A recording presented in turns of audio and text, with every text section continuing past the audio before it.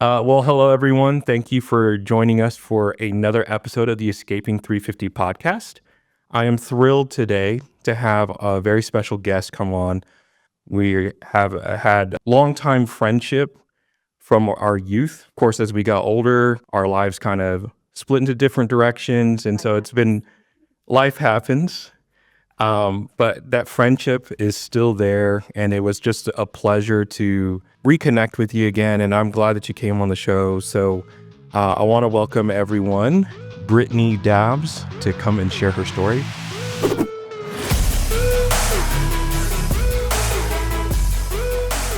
Thank you for joining us today, Bryttani. Yeah, of course. I'm excited to be on here and to help support you and share my story so that others can know what's going on. Absolutely. Thank you so much. And just to give a little bit more back story before we get started with some of our questions. So of course, I mentioned, I grew up with Bryttani, kind of like in our late adolescence. When I arrived at the church, I think you were already attending. So Bryttani, came from the same background. We both attended First United Pentecostal Church. And she has had her experiences there at this church, which we'll go into, as many have that have attended that church. And so I feel you coming on the show and sharing your story is very important, and I hope it will help many people. So before we get started into the questions, was there anything you wanted to share as far as giving some context as to, your backstory or your background and attending that church? Yeah, so I grew up Pentecostal. I was fourth generation, actually, I think. And so I wanted to share that, like, growing up in it, even though there's differences in churches, the experience in all of them can be detrimental for your faith and for your mental health. And my goal today is just to share that awareness with others, so that way they can help others that are possibly in it, or if someone feels that way, that they know that it's not just them. Absolutely. And I'm so appreciative of that, and that our generation is bringing light a lot of those subjects to the forefront, because I feel like, all the years prior to current day, a lot of people were suppressed in these environments and had no outlets to express how they were feeling, to even articulate what they were feeling. And so I think a lot of that will be brought up in our conversation today. Some of those mechanisms that keep people imprisoned in these systems, and a lot of people don't recognize until they get language to identify what they've experienced, and even recognizing, like, hey, this is actually not healthy. This isn't normal for me to experience these things and for people to treat me this way. And so that's why I'm very grateful that you're on today and to expose these things in the Pentecostal movement. So I know we'll be highlighting our former church, but a lot of the symptoms that we experience in First Church, I think, can be extrapolated out into other unhealthy environments. I'll just say it that way, Right.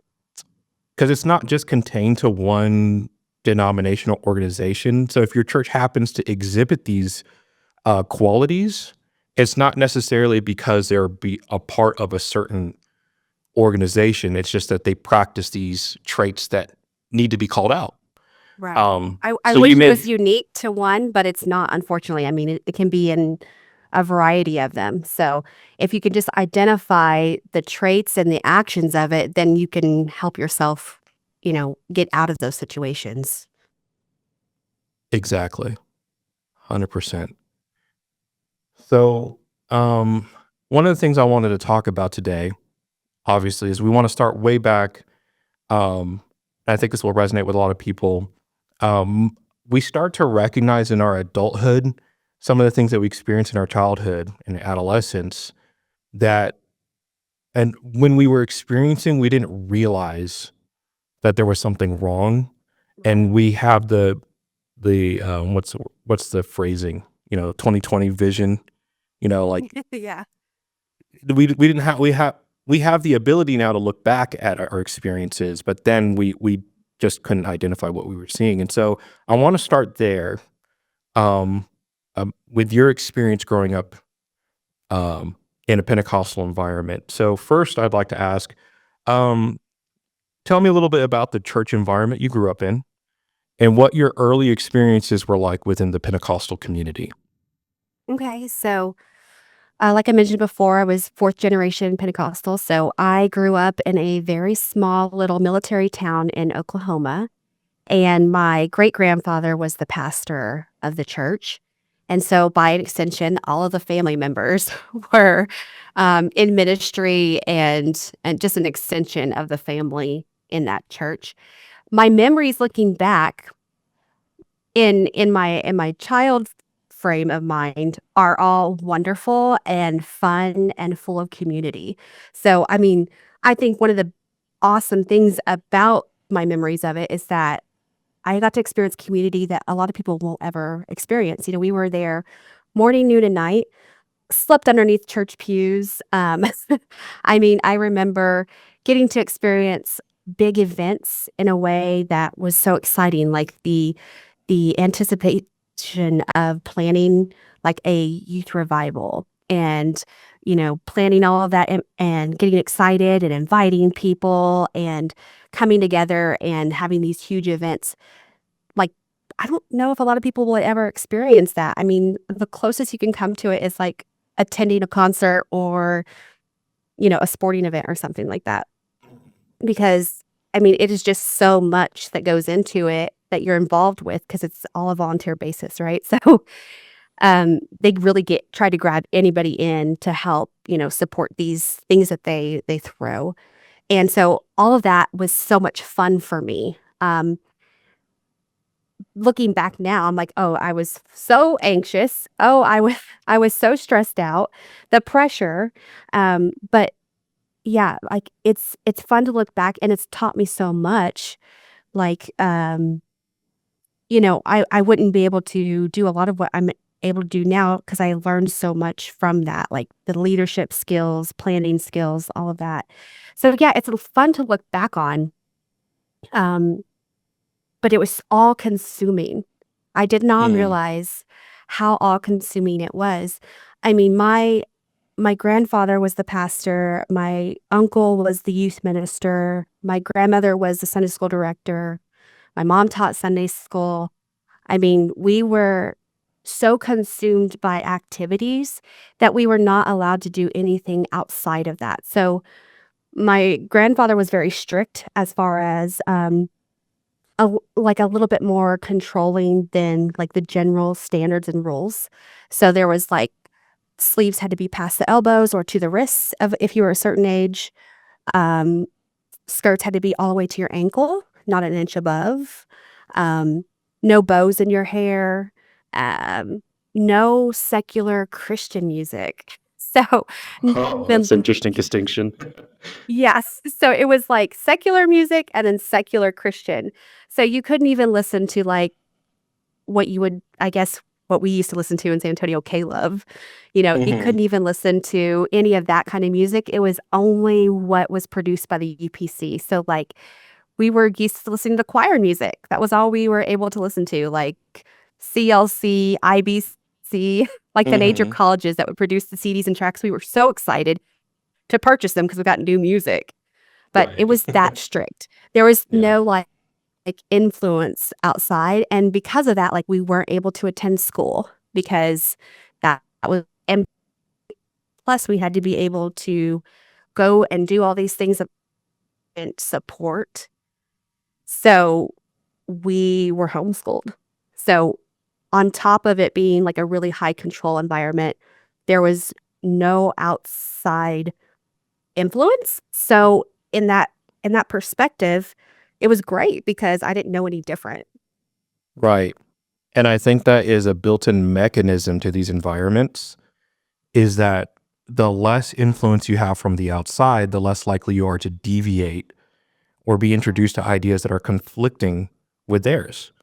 And so it doesn't seem like it's as a child, as you're experiencing it, that's intentional. And I would think probably a lot of people that are in those environments wouldn't even describe it that way, but it's just an inherent built-in mechanism that it forces people to reject all other influences so that they maintain the viewpoints of a very narrow ideology. Right. And I think I wanted to point out something you had mentioned earlier about like reminiscing about your early experiences, and you actually had positive things to say about it. And I actually share that because people tend to think that, you know, when we come out and we express our views on our upbringing in the church, that we think that everything is all bad. The whole thing was bad. Nothing's redeemable. But there was genuine community. There was people that genuinely cared about us, that we reflected, and you know, I would have considered like second to almost nearly being family. Oh, yeah. And there was an excitement, a genuine excitement for events, and so you can't negate that. But at the same time, it doesn't mean that we don't have the, I would say, the responsibility to call out the bad elements that mar and corrupt that beautiful experience, right? Because it also pretends that that specific upbringing is the only healthy upbringing. That's what it presupposes, right? But there are so many communities, and there are so many Christian communities that have the same kind of culture and environment. Well, let me say not the same culture, but they have the same kind of community, but are healthier, Right.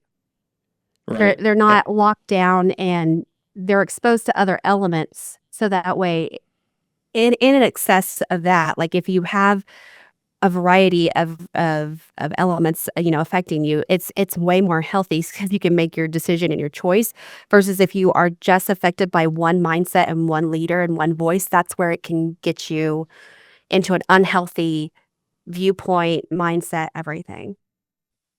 Absolutely. I think it's healthy to have exposure to different um, ideas, different opinions.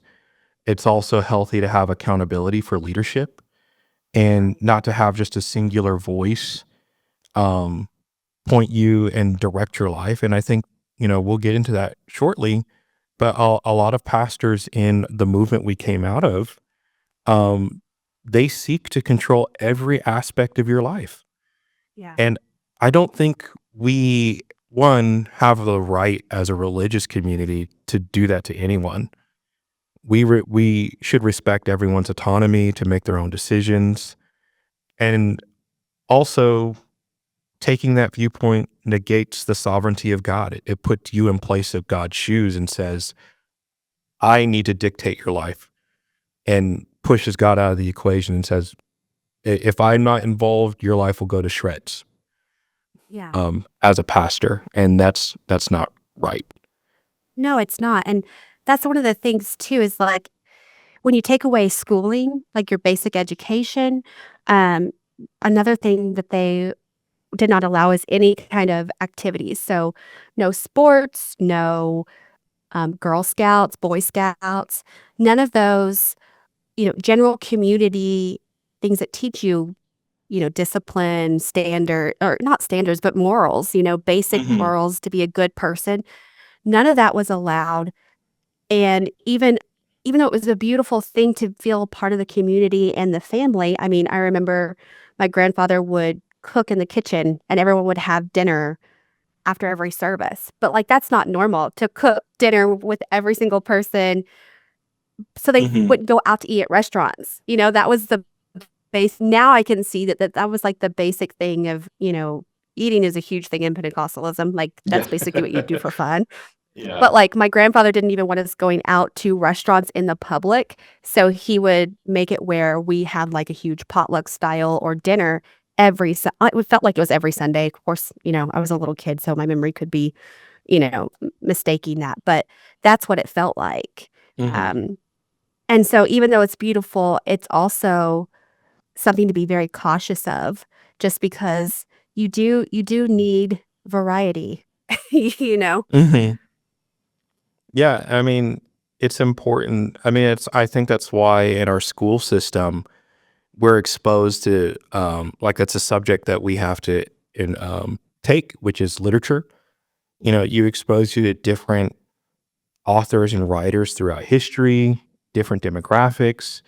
And I think that's why even in certain group circles within Pentecost, um, they even dislike or will try to outlaw reading books because it's a medium that they recognize exposes people to different viewpoints. And so you have to live um, a very strict and curtailed lifestyle to ensure that Yeah. zero influences affect you. And I think a couple of decades ago, you might have been able to do that. You could have pulled your kids out of school. You could have ensured that they didn't visit any like secular institutions. But with the advent of the internet, it becomes increasingly more difficult to keep yourself away from outside influences. And I think they're sort of trying to contend with that fact now. Yeah.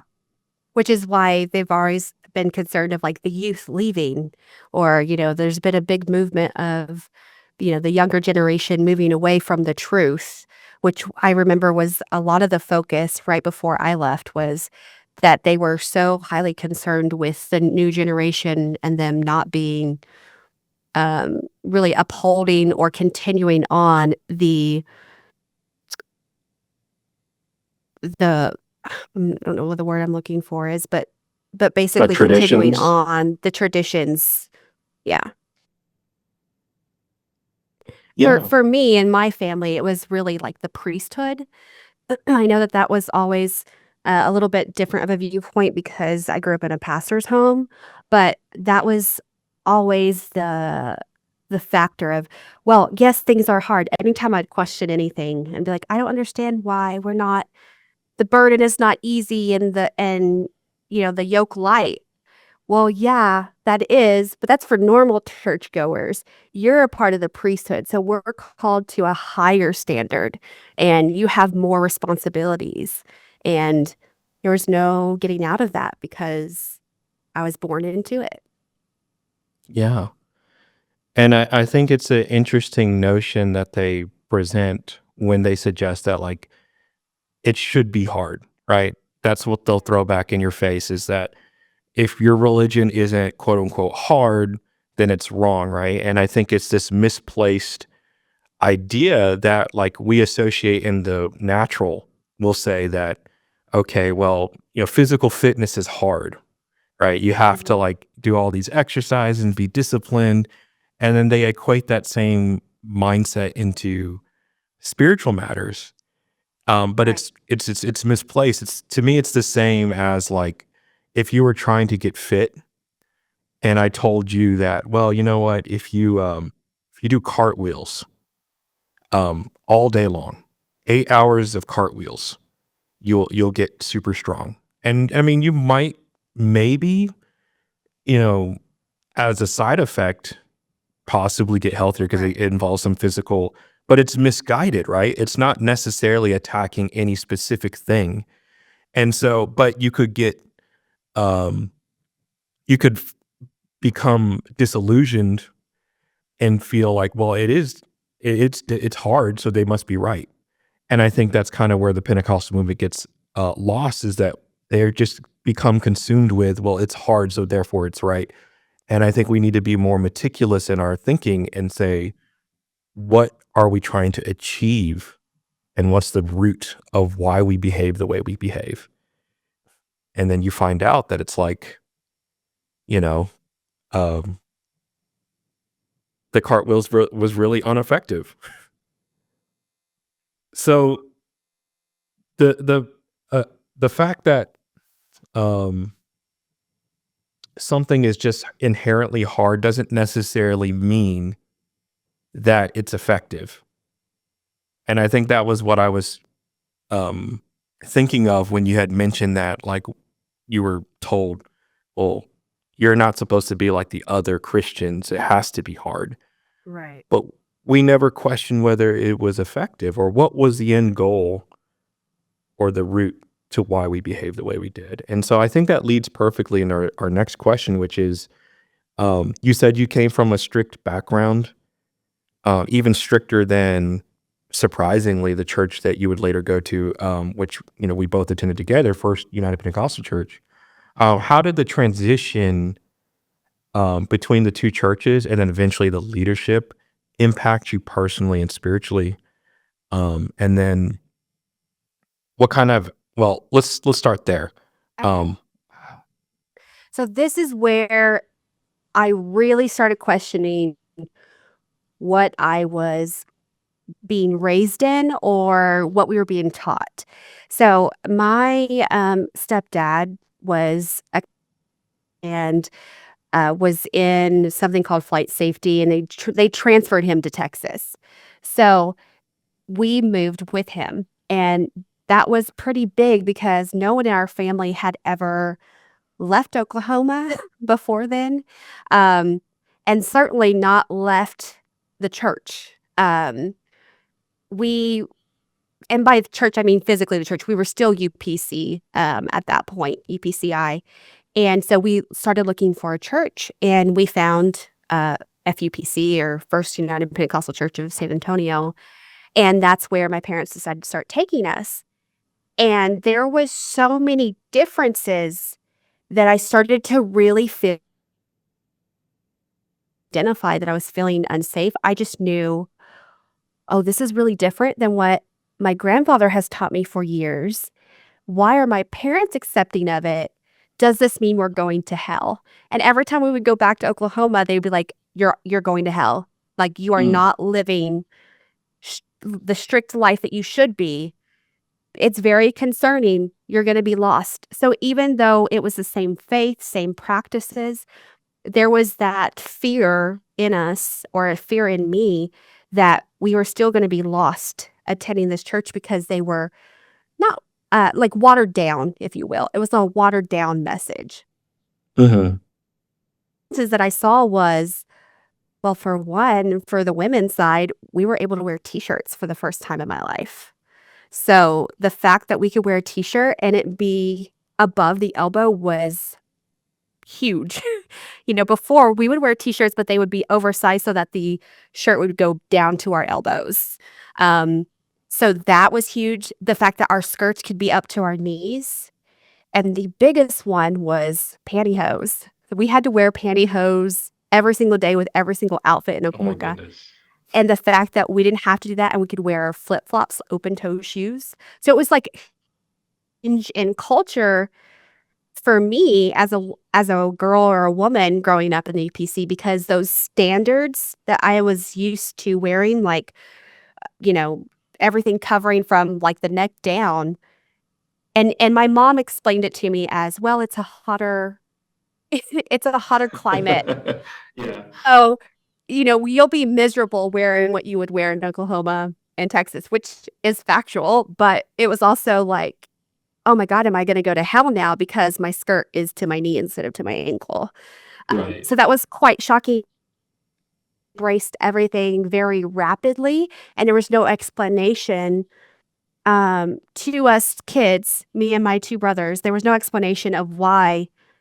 We were just very accepting and just kind of like, it was probably freedom. My parents were probably experiencing freedom in a way that they had never had before. And so they were fully embracing of it, but it was very like confusing to me. And so that's really where the questions was like, well, we believe the same thing, but they're totally different in their standards of dress. The other thing was, people listened not only to Christian music, but they also listened to secular music as long as it had positive messaging. So, I mean, I remember that the pastor's son loved country music. And so that was very like, not only are you listening to, Toby Mac and DC Talk and all of these Christian Yeah. groups, like, you're listening to secular music. And that was really quite shocking for me.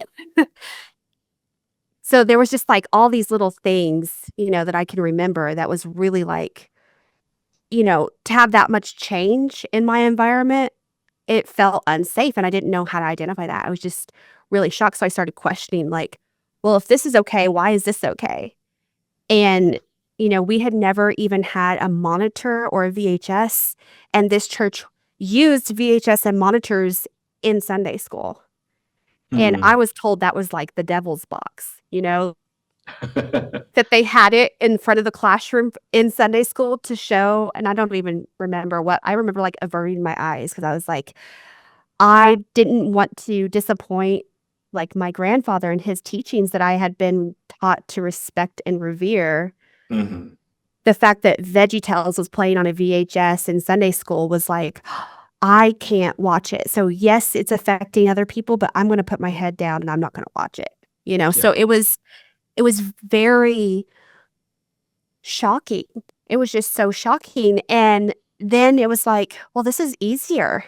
This is not so constrained. And, obviously as an individual being constrained and then letting those reins up a little bit felt very freeing. So, I did start to embrace it, but I was still questioning in my mind, like, well, why is this okay, but this is not okay?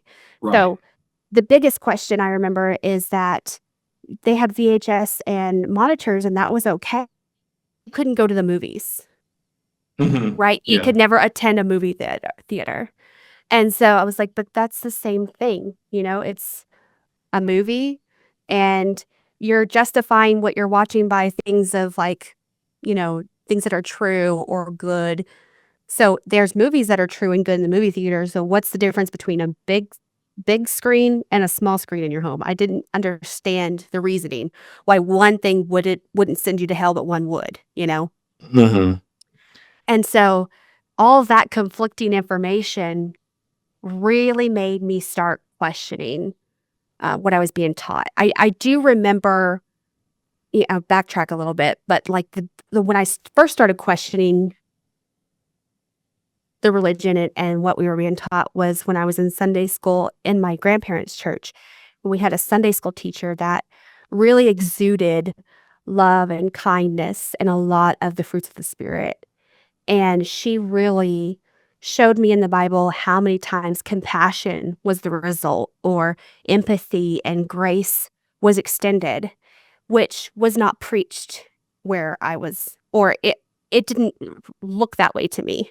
The actions of leadership in that church were not ones that she taught me in the Bible. And so very thankful for that Sunday school teacher. Love her still to this day. Like, I really am thankful because she really changed my mindset. Her influence on me was huge because I really identified with all that she was teaching me. And that was the first questioning that I had was like, well, this is all in the Bible and this person can act like it, but why isn't leadership acting like it or showing these attributes, right? Like, all of the Bible is good, not just all pieces of it. So why aren't you showing the fruits of the Spirit? Why are you being judgmental? Why are you, rebuking so much? Why are you not more accepting and kindness? Right. So that was that questioning. Then the transition to the new church just really blew my mind. And I was like, okay, I don't know why we're not all adhering to the Bible. And then the standards, which are not in the Bible, they're just preached, they're just guidelines. Well, to me, I never saw it in the Bible of how they would explain away the standards. But yeah, that was the biggest effect on me personally in my spiritual walk was really like, okay, something's not right here. Right. And I think a lot of people have that same experience. Even if you didn't come from an ultra strict background, because I think it's kind of, to me, it's not to diminish what you experienced, but I came into Pentecost through, I guess, the most memorable parts of it was when I came to First United Pentecostal Church. And I felt like that was strict. I felt like that was suffocating, but that was freedom to you Yeah. comparatively to what I say is like an older strain of Pentecost. And we see this today. A lot of the UPC and Pentecostal organizations are starting to shed some of those rules and they're doing it very quietly. It's not being outrightly broadcast, and I think it demonstrates that we even recognize culturally that these things were not biblical. Because I remember the time we were like at the tail end of this as being part of our culture, the theaters, Yeah. and I had the same exact question. It was like, well, why can we watch it at home and then yet not go to the theaters? Just even if I decided to watch, I remember the VeggieTales movie was really big when it came out, and we weren't allowed to go see it, yet we were watching it in Sunday school. Yeah. And then you become hyper aware of your peers that what they're watching at home. They tell you about it. The pastor's children, Yeah. you know, and it's like, I don't even like, I was very strict in my own heart because I really believe the doctrine. And so when people would tell me stuff like, without naming any specific things, but they would watch stuff that like, even the world would consider a bit edgy, you know, they would enjoy that and watch it. And it's like, do we not take this seriously? Yeah. Um, but it doesn't get overtly talked about. I do remember that a couple of people watched like Jurassic Park, and their reasoning was because dinosaurs were in the Bible. It was a creation, you know? And I was just like, oh my God, they're definitely going to hell because that's nothing pure and lovely and of a good rapport. And like, it was just so Mhm. shocking. Like, but yeah, I do remember like the VeggieTales movie. We had to wait for it to come out to VHS and then go purchase it so we could watch it, Yeah. you know? And I think that should really be studied like anthropologically. It'd be interesting to see why we arrived at that culturally. Because when you think of it, like we tend to think of Pentecost as being around for a very long time. It's only been around for like since the 19, like the UPCI in particular has only been around since the 40s. Yeah. And the Pentecost itself, like 1901, we can officially say things started off in America. So like you can see the rules kind of adapt to society as changes started happening, right? The rules started emerging like, oh wow, pants are becoming more common for women. Yeah. And then Pentecost was like, we don't like that, right? The TV is becoming more easy to manufacture and everyone can buy one for their home. We don't like that, right? And it's like, Yeah. of course, the Bible's not going to have a viewpoint on that because it's it's more applicable to today. So they lack the ability to have like a nuanced view of like, what are you watching? Right. And I think I would have respected it more if they didn't have the rule of don't go to theaters, if they gave you a more precise like set of criteria as to what you can and cannot watch. Yeah. But then that goes Just a into blanket rule. It was yeah, just, don't do it. Yet you knew that the pastor's kids were doing it, or, leaders, like even like the youth leaders, you knew that they were doing it. But it was all in secret, but not really, because we would talk about it. But officially, the official word was, we don't do this. right. Yeah. And it's very conflicting, so, and contradictory, right? And we recognize as kids, like, that's one thing I'm sure as a parent, I've heard this several times by other parents, is like, kids keep the receipts. Oh, The yeah. things you don't think they notice, they notice, and they'll tell you later, and it's just like, "Oh, I need to be more cognizant of the way I behave around them," right? Yeah. They are the little note takers. Yeah. And they just are so blunt about it. They expose it to you, even if it's something not you can see that you can't see. They can open your eyes very quickly to it 'cause they just see how it is. Right, and that I think that's what the ramifications of this movement is they didn't account for Yeah. those small nuances that we would notice. And here Right. we are now as full-grown adults highlighting them. Right. And, they didn't think it would happen, and here we are. So, oh, I think Kids that grow lead up. They do, and I think it goes to show that like what you'll see in churches that are healthier is they preach a principle behind a behavior. And Pentecostals, when they hear this, they'll claim, "Yeah, we do that. Yeah, we do that."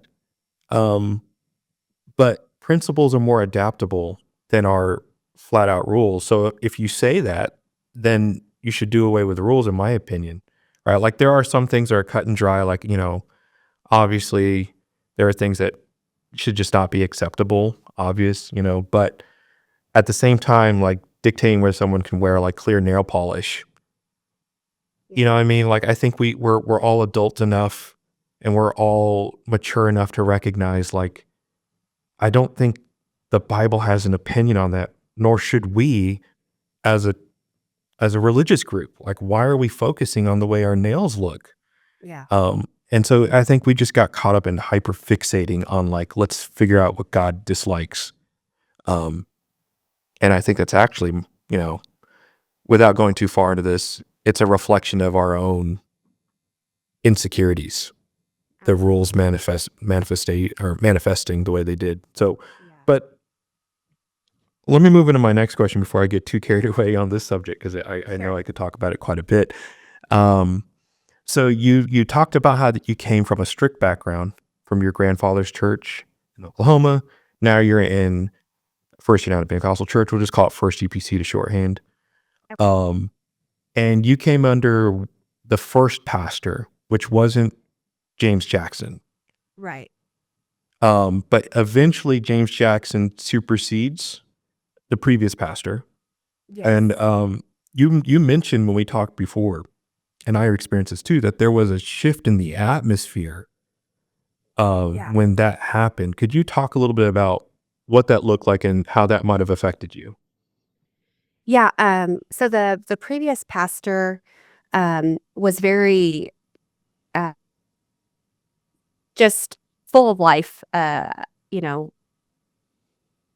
motorcycle riding, very loud spoken, sort of individual, and it seemed like to me overnight he was just gone.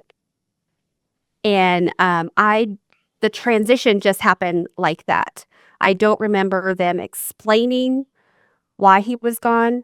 I don't remember any kind of meeting, or church service time set aside to let us know what was going on. All I knew is that we were told Brother Jack, the pastor, and I'm going to revert to calling him Brother Jackson just because it's hardwired into me. But Mm-hmm. James Jackson was the assistant pastor at that time, and I don't remember him really being involved that much because he was, I believe, military, and so he was out a lot with doing stints of I don't know exactly what they're called, like TDYs and stuff like that. Um, so I don't really remember much interaction with him previous to that, except that when he occasionally he would preach or when he was occasionally there, that he was very commanding, but very, um, and so I didn't ever really experience one-on-one with him anything until he was the pastor, and we were just Mm-hmm. informed that he was the pastor.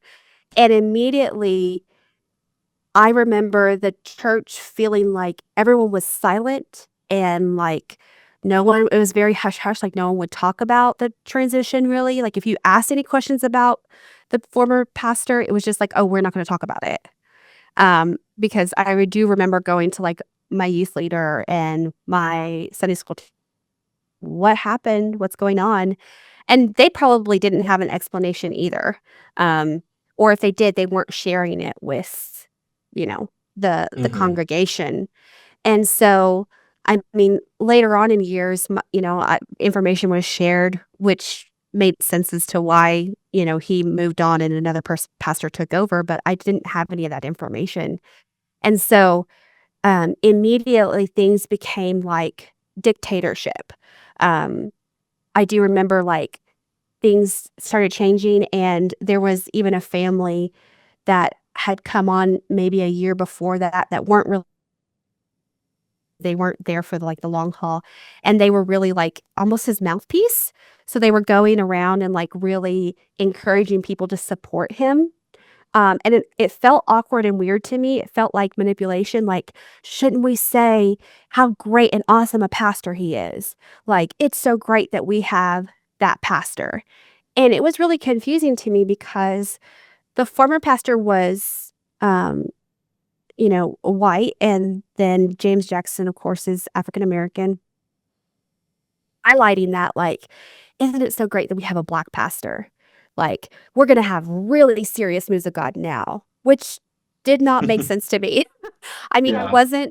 I wasn't ever taught, like, color or, like, anything difference. There was no difference taught to me, so I really just didn't understand it, and where I came from, there wasn't a lot of variety in, culture, and so San Antonio was, like, the biggest cultural difference for me that there was, Asians and, Mexicans and white and everything, and I loved it, but I didn't really see any difference in people, and so I was point blank asked, like, "Don't you think it's amazing that we have a Black pastor?"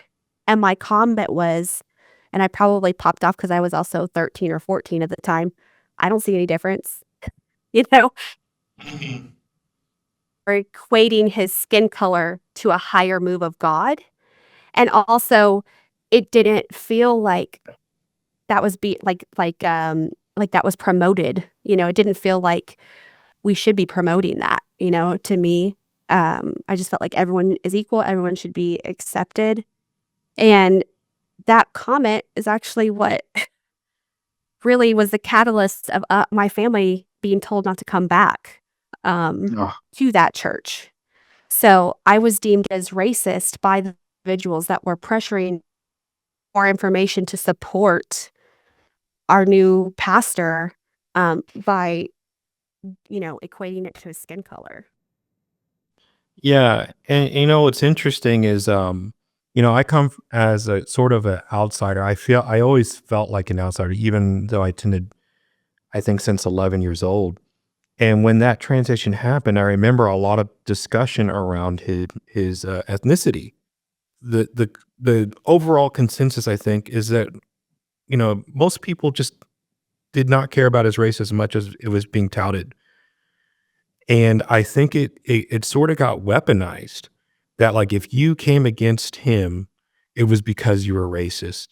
Yeah. And, I think we were both really young when that happened. So I think it's sad that, grown people attacked you and didn't, like, treat you with grace and, like, let's, get her opinion as to whether or not she really meant it that way. Right? She's a 13-year-old, in fact, like, Yeah. after all. But they just took it, at the way they wanted to interpret it because I think they just adopted the, and I'll say this, I'm not afraid to say it, the insecurity of the pastor, Yeah. you And they know? ran and reported it immediately. Right. And I wasn't even made aware that they even I do remember, like, the actual conversation and walking you're making that comment and them veering off from me and beelining to the office. And I wasn't really even thinking that I had said anything wrong, so it didn't even register to me until a couple months later in that summer when another incident happened with him, and that was told to my parents that, I was inciting racism within my peer group. And I think that's so, like, one, if you're gonna be from the perspective of James, if you're going to be the more mature individual, like, for one, getting in a spat with a 13-year-old is kind of it shows immaturity and it shows it's actually laughable, right? It's like you're the adult. You should be the one that extends grace and be more understanding and not immediately jump to ousting an entire family, Right. right? And, one of the tactics that he employs to this day, it's still active, is he turns people against you as soon as he feels that you aren't supportive or loyal to him. And he will use whatever whatever he has at his disposal to make sure that people view you in a negative light, and that's an effect of insecurity, right? Yeah, I really saw that, moving, further when we left that summer to go to a youth camp. I really saw that in his response to me and my family was we immediately lost friendships and relationships as soon as he deemed that we were not acceptable members of his congregation. Yeah, and the sad thing is it wasn't even qualities of, like, how Christian or even Pentecostal you were. It was literally how supportive of him were you? And it goes back to what we were saying earlier, where pastors substitute themselves as God for their congregations, and that's what happened in that case, is that he saw himself as, well, I can imagine coming on as a pastor, the unlikely candidate for a church, right? And you perceive yourself as facing, like, racial discrimination, and I don't doubt that he probably did experience that, but you become very disillusioned, and you kind of assume everyone's against you. And the proper way to address that is to face it head on, right? Not to use manipulative, underhanded tactics to make sure, like, hey, do you actually like me? You Right. know, you know, Yeah, I did. it was never addressed with me. I was never pulled aside. I was never pulled in with to the office with my family. It was just, "This is the statement. This is people's word of what they say happened and her attitude, and I'm making a judgment of it." And there was no discussion or any kind of allowance for not that I would ever backtrack on what I said because I didn't feel like I said anything racist. Still to Right. this day, all I said was, "I don't see a difference," because I literally don't. I don't think that your race has anything to attribute a closeness to God, a movement of God, or anything. Absolutely. I think that should be uncontroversial. Like, Right. it's such a benign and simple statement for anyone to have taken it any other way. I think is more reflective of them than it is of you, especially considering you're a 13-year-old. And if you were to say that today, it wouldn't cause any ripples. Like, it would just be perceived as very benign and innocent. Yeah. So I think it reflects more about the character or the insecurities of the people that heard that, and not what you said.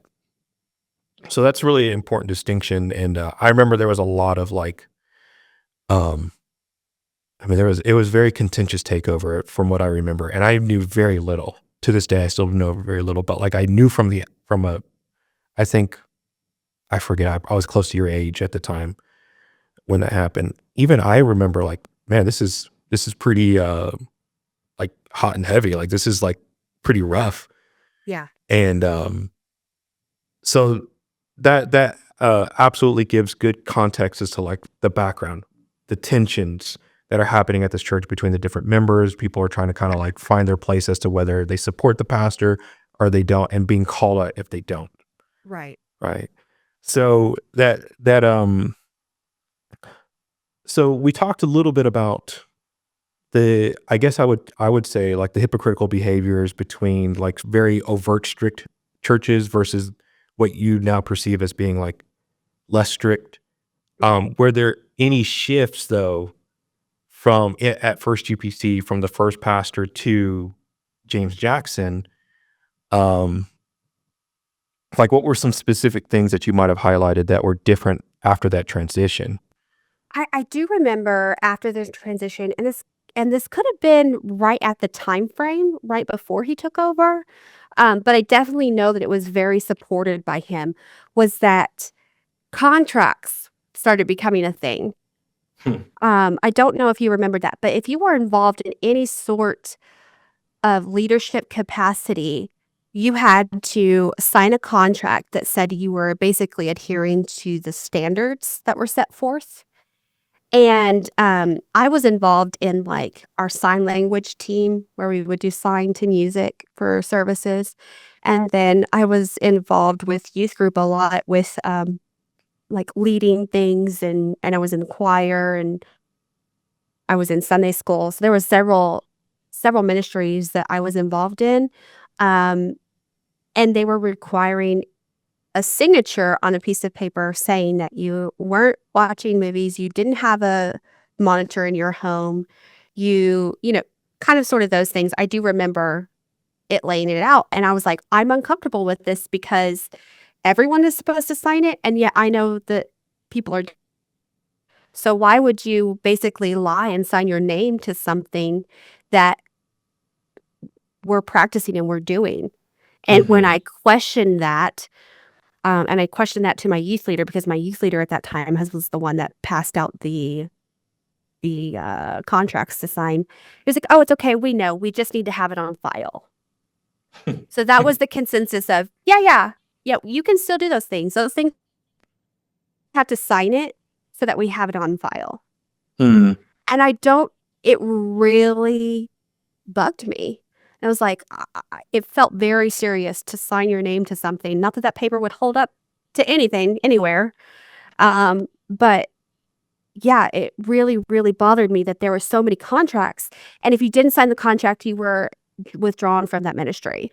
And so a lot of the community activities that I was doing throughout the week, church was Sunday, all day Sunday, two times during the morning, and then you had a little small break for afternoon. And then Monday was sign language team, Tuesday was praise team, Wednesday was church. I think Thursday was our one night where we didn't have to go to church, and then Friday was youth. And then Saturday, I was helping my mother prepare for Sunday school because she did the huge church Sunday school for all the kids, and they were running like 400 at that time. So it was all hands on deck with my parents helping them. Yeah. So, when I refused to sign, I was immediately like, "Hey, you're no longer doing anything." I was sat down. And then it's also that pressure from the people that you did those things with, like, "Why won't you just sign it? Come on, just sign it." It's like, but it's wrong. Like, to me, it was just wrong, and I couldn't justify signing it. And I also was like, it really bothered me that that was being, like, enforced, Right. And it was like, well, it's just because it's leadership. So again, it was that role of leadership is called to a higher standard than your churchgoers. Churchgoers don't need to sign a paper, but if you're wanting to do anything, at a higher level within this church, you're required to do this. And so that was the biggest thing for me, was I can't do it. I refused. So I lost those extra activities that I did and I enjoyed within that transition. And that really showed me, like, hey, this is different than the previous pastor. Like, I didn't understand, like, the contracts and the way that things were being preached, and you were to conform, and it was just immediate pressure to adhere and conform, and you were punished if you did not. And that was something I really hadn't seen that much, was the punishment part, for rejecting or not going along. Yeah.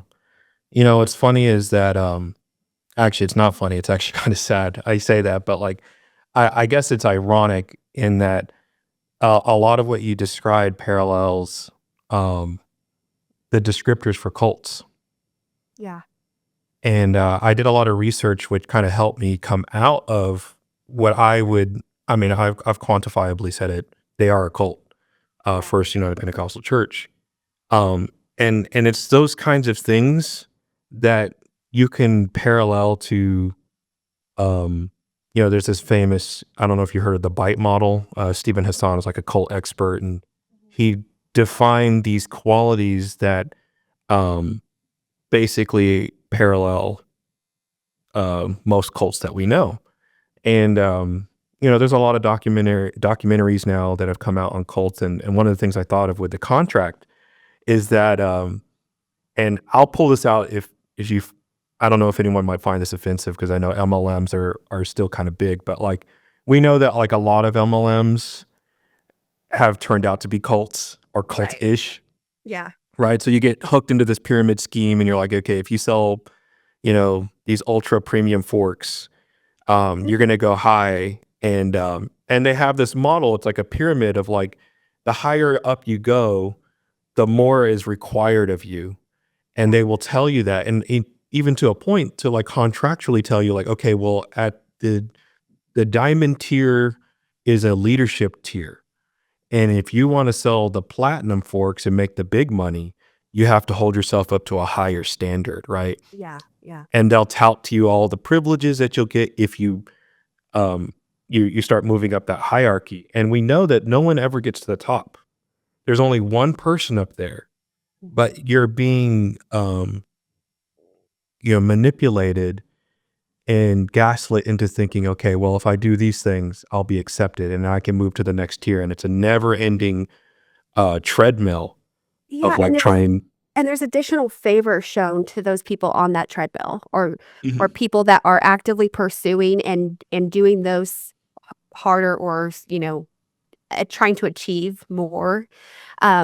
Because they would be like, oh, you're invited to go eat with the pastor if you're doing those things. But if you're just attending and just going to church on Sunday and on Wednesday, like that's not enough, for you Right. to get that special one-on-one time with a pastor. And it was always like, if you get to talk with the pastor, then maybe he can speak into your life and give you extra direction.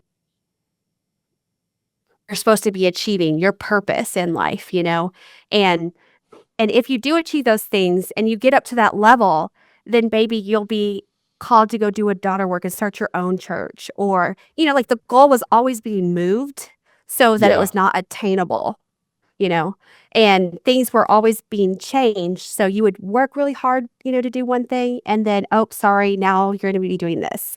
There was a lot of times that I remember like working towards, I wanted to be on praise team and I was in the choir. And I was like, okay, well, you have to do these things in order to be on praise team. And then I would achieve, like spend the extra time in the prayer room, not miss a service even when I was sick, because if you miss more than, 2 services in a month, then you couldn't be on praise team. There was just like additional rules, Right. and it wasn't even praise team on stage. It was praise team in youth, or, you know what I mean? It was just additional rules that were always being, changed. And that is really indicative of cult-like behavior. And I didn't recognize or see that until years later when I was in therapy and my therapist was, all of these things are cult behavior. And I know that you don't want to say that you were in a cult, but this is cult-like behavior, and this is the aftermath of that. This is what you have to deal with. So I can relate a lot to like the documentaries on cults that I've watched. I was like, oh, I totally see where that behavior was exhibited in my church or exhibited Mhm. in across, the organization. So yeah, I do agree with you on that there is like behavior in the organization, if not, specifically like FUPC, it does have a lot of cult behavior and yeah, there's just no other way to explain it. Yeah. Well, the distinction I'll put out is that I get a lot of people that message me and they're like, well, your church is really bad, but not ours. Ours is fine. Right. And I'll give people the benefit of the doubt that there probably are healthy churches within the organization. I don't negate that. I think there are good people. There are sincere people, especially the members. I think most members are very sincere, and even pastors. But there is a bit of complicity when it comes to bad actors in their movement because they don't call them out and they have no mechanisms or rules that says, hey, you're out of line. It's just, we're unaffiliated. We don't talk to them. And it's like, well, while you're not affiliated and not talking to them, they're doing damage to countless people, their psyches, traumas they're experiencing. I mean, like irreversible trauma. And I know we'll get into that in just in a little while, but like, this is why I feel like it's so important to call out and hold these people accountable because at the end of the day, some people may never come back to Christ because of what they were, the marred view of God that they got through people like James Jackson or other cult churches. Yeah. And they really should care about it and to try to do something about it, because those people, will move on to maybe their church and will bring that with them. So Yeah. that trauma and that experience flows into the other churches, especially in like surrounding areas, where you have multiple churches. There's so many people that have gone to many of the churches that I've attended, that came from FUPC that are now going to a church that I attended, after that. So really, they really should care and invest in the people, to show the care towards the people, and that's where I think that they lack a lot of that. Yeah. Absolutely. And I think it just shows that where they emphasize their doctrine. Because if your doctrine is centered on first and foremost grace and then compassion, then the way it manifests comes out totally different than in these churches that are very strictly organized, right? Yeah. You can't say that your churches are founded on compassion if you sit people down because they cut their bangs, Yeah. right? You can't be involved. Like, what does that tell about someone's moral character that they cut their bangs Yeah. or that they, put on, um, like me as a guy, I wore shorts to play basketball. Mm. Well, you made a big spiritual lapse there, buddy. And you got to sit you down for 2 years before we reconsider you. And it's like, that's not compassion oriented. That's rules oriented. And I don't Yeah. think there's any way to beat around the bush with that. Yeah, there's not. So one story you shared with me, I thought would be interesting to highlight before we switch over to like a little bit more, I guess, serious subject matter. Yeah. And I think it highlights the contradictive and hypercritical nature of between churches and within Pentecost itself. You mentioned that when you were in youth that you had this like playful recommendation that as youth you would like create these parody videos as a way to like reach Yeah. um, the world, I guess, or like as an outreach means. Could you talk a little bit about that? Yeah, so, that was right around the time that, like, YouTube started being a thing, and, I remember us watching, like, some Weird Al Yankovic, parody videos. I don't even know if I'm Uh-huh. saying his name right, but I remember thinking, "This is a way lost," and at that time during youth, we were playing music videos, pre-service and then after service. And so I went to, one of our youth leaders, and I don't know exactly the hierarchy because a lot of that hierarchy changed with Jackson coming on, but there was, like, a youth leader, and then there was, like, ministers underneath him. Mhm. And so I went to one of them, and I was like, "I have this idea where we make a music video, highlighting sins that they can be saved from. And we can play this, for outreach and, you know, the storyline and submit it to you. And, I really want to do this." And it was accepted. I was like, "Yeah, that's great. We love initiative." And at that point, I wasn't doing anything in youth because, I had been set down since I wouldn't, sign the contract. So I was still wanting to be involved in a way, but trying to find other outlets for it, which was, the driving factor for me. And we at that time, we had had a boom in, like, visitors coming into our youth services because we were, like, doing basketball nights and doing youth lock-ins, and, they had allowed us to do DDR, Dance Revolution. And, Yeah. so it was like that was a big attractive thing that we could entice people to come in, and then we could tell them that dancing was wrong after he had done the Right. DDR at camp. So or at youth lock-ins. And so, I remember that we went to another member's house and videotaped us, like, and we were pretending to be drunk.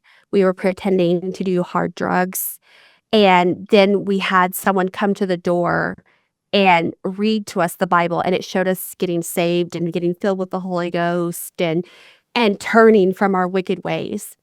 And I was it was a group of like, I want to say we was like 5 or 6 of us that shot this video, and we were so excited to share it with youth group, right? Like we were just over the moon because it was like we created this, and it was to a Christian song because they did not approve of like the song that I had chosen, which was a song that actually was played in Brother Bernard's church that they did a parody to. So they had done the turnaround 80s track, and they had done like acting out, which was what inspired this, like acting out of people getting into a car wreck and then turning to Christ and all of that. Right. Yeah, I was like, let's do it, but let's record it and make it a video, and then we can someone will get saved from it. Like I was just like, this is a new outreach tool. Let's do it.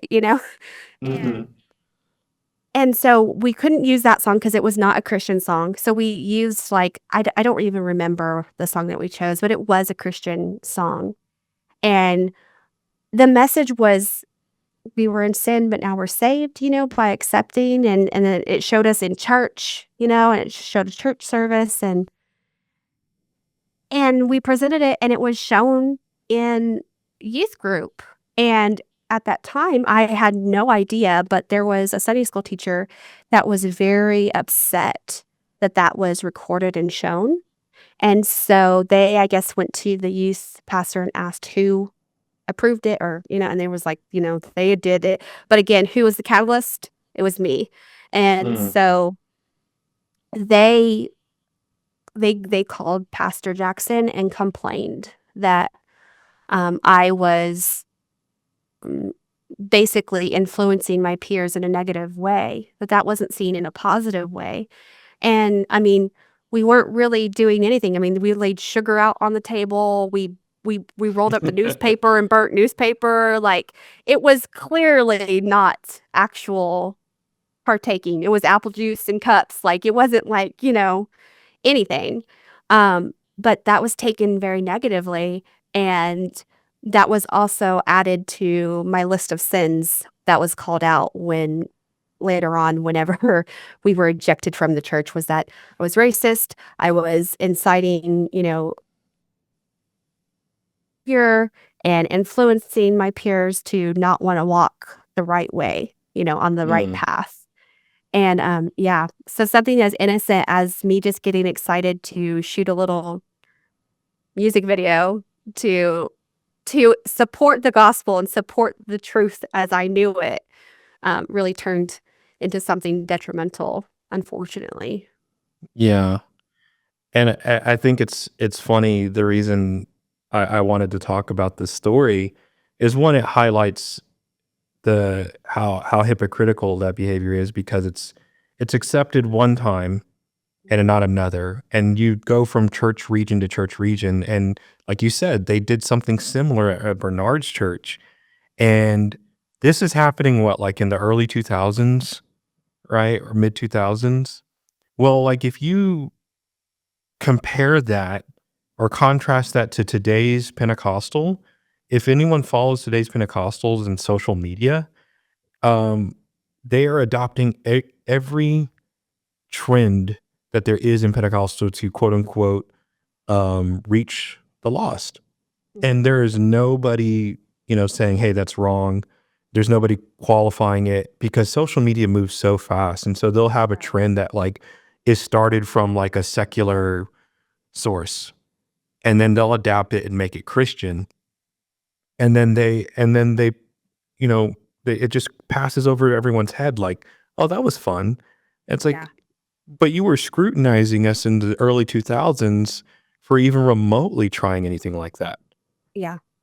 I would say it was like 2004, 2005. It was very, very early on in like social media and stuff. And yeah, it was just like, oh, that's of the devil. Something that it's so commonplace now. It's really, I mean, here we are, 10, 12 years later? Yeah. And, not very far along, and it's completely changed. Oh yeah. I mean, what really incites me, and it's kind of an irrational anger, but like I get really passionate about this when I hear in my era when I was like in college and career or youth age, I'd hear preachers preach, and there was this weird subculture within Pentecost of like people that came out from the world and they like it never left them. So it like kind of became part of their persona in preaching. And so they'd be like, yo, dog, Christ don't chill with that, homie. And now speak in tongues. And it's like, I don't understand. I don't get this. And it's still pervasive because it's carried on into generations that are no longer have that background of I came out of like the, the slums, out of the gutter. Now it's like 3 generations later, and the pastor's grandson is now the pastor is now preaching, and he's still using the same euphemisms, and he's like, Yeah. yo, what up, fam? And it's like, it feels a bit contradictory, and it's clear that it's just that they're influenced by culture, but they can't express that they are. They have to pretend that Right. it's not. Yeah. And I think they either need to address it and highlight, oh, it's not wrong. But if you do that, it's kind of like a house of cards. You pull one and everything else collapses, and they know that. So, They're not gonna do that. no, they have to just let these like gangster pastors continue preaching with their gangster lingo. And it even reminds me of like, you might remember James used to preach, and he has this like, he literally uses the same story every single time he teaches on the Holy Ghost. And he would talk about how that he was about to go see a movie.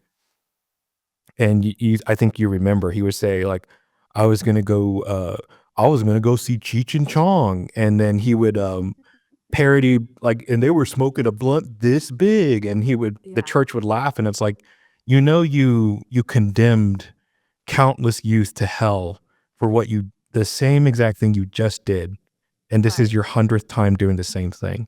Yeah. And, he would say, oh, I'm trying to reach the lost. Like, nobody knows who Cheech and Chong is anymore. Yeah. Yeah. So, The justification behind it doesn't make any sense. yeah.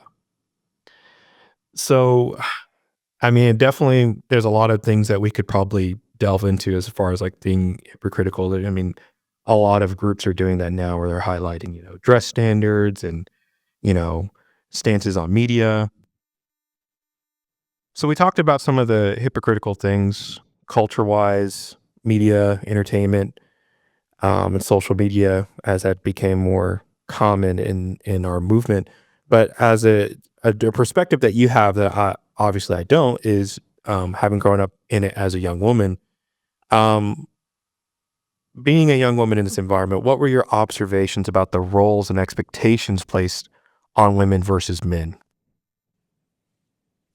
Yeah, that one's pretty it's definitely like the viewpoint is that the women hold a lot of responsibility for the men's behavior.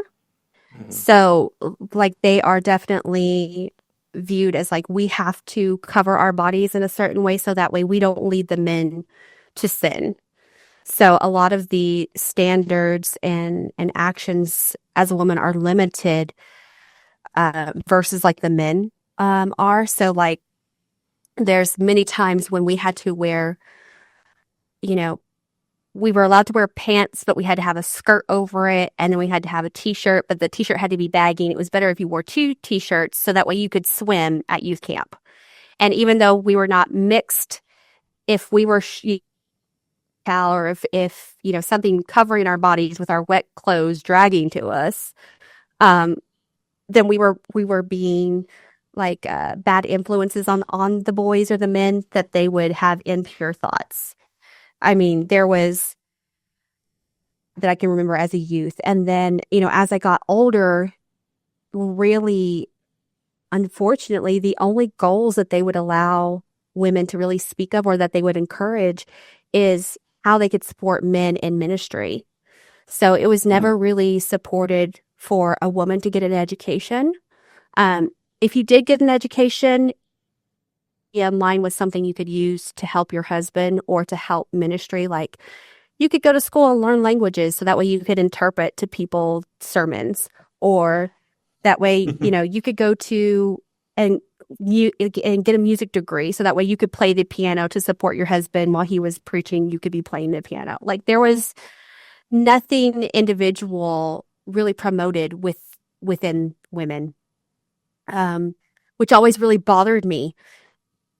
And that really my family is entrepreneurs at heart, which I think, I mentioned to you, I didn't have the word entrepreneur.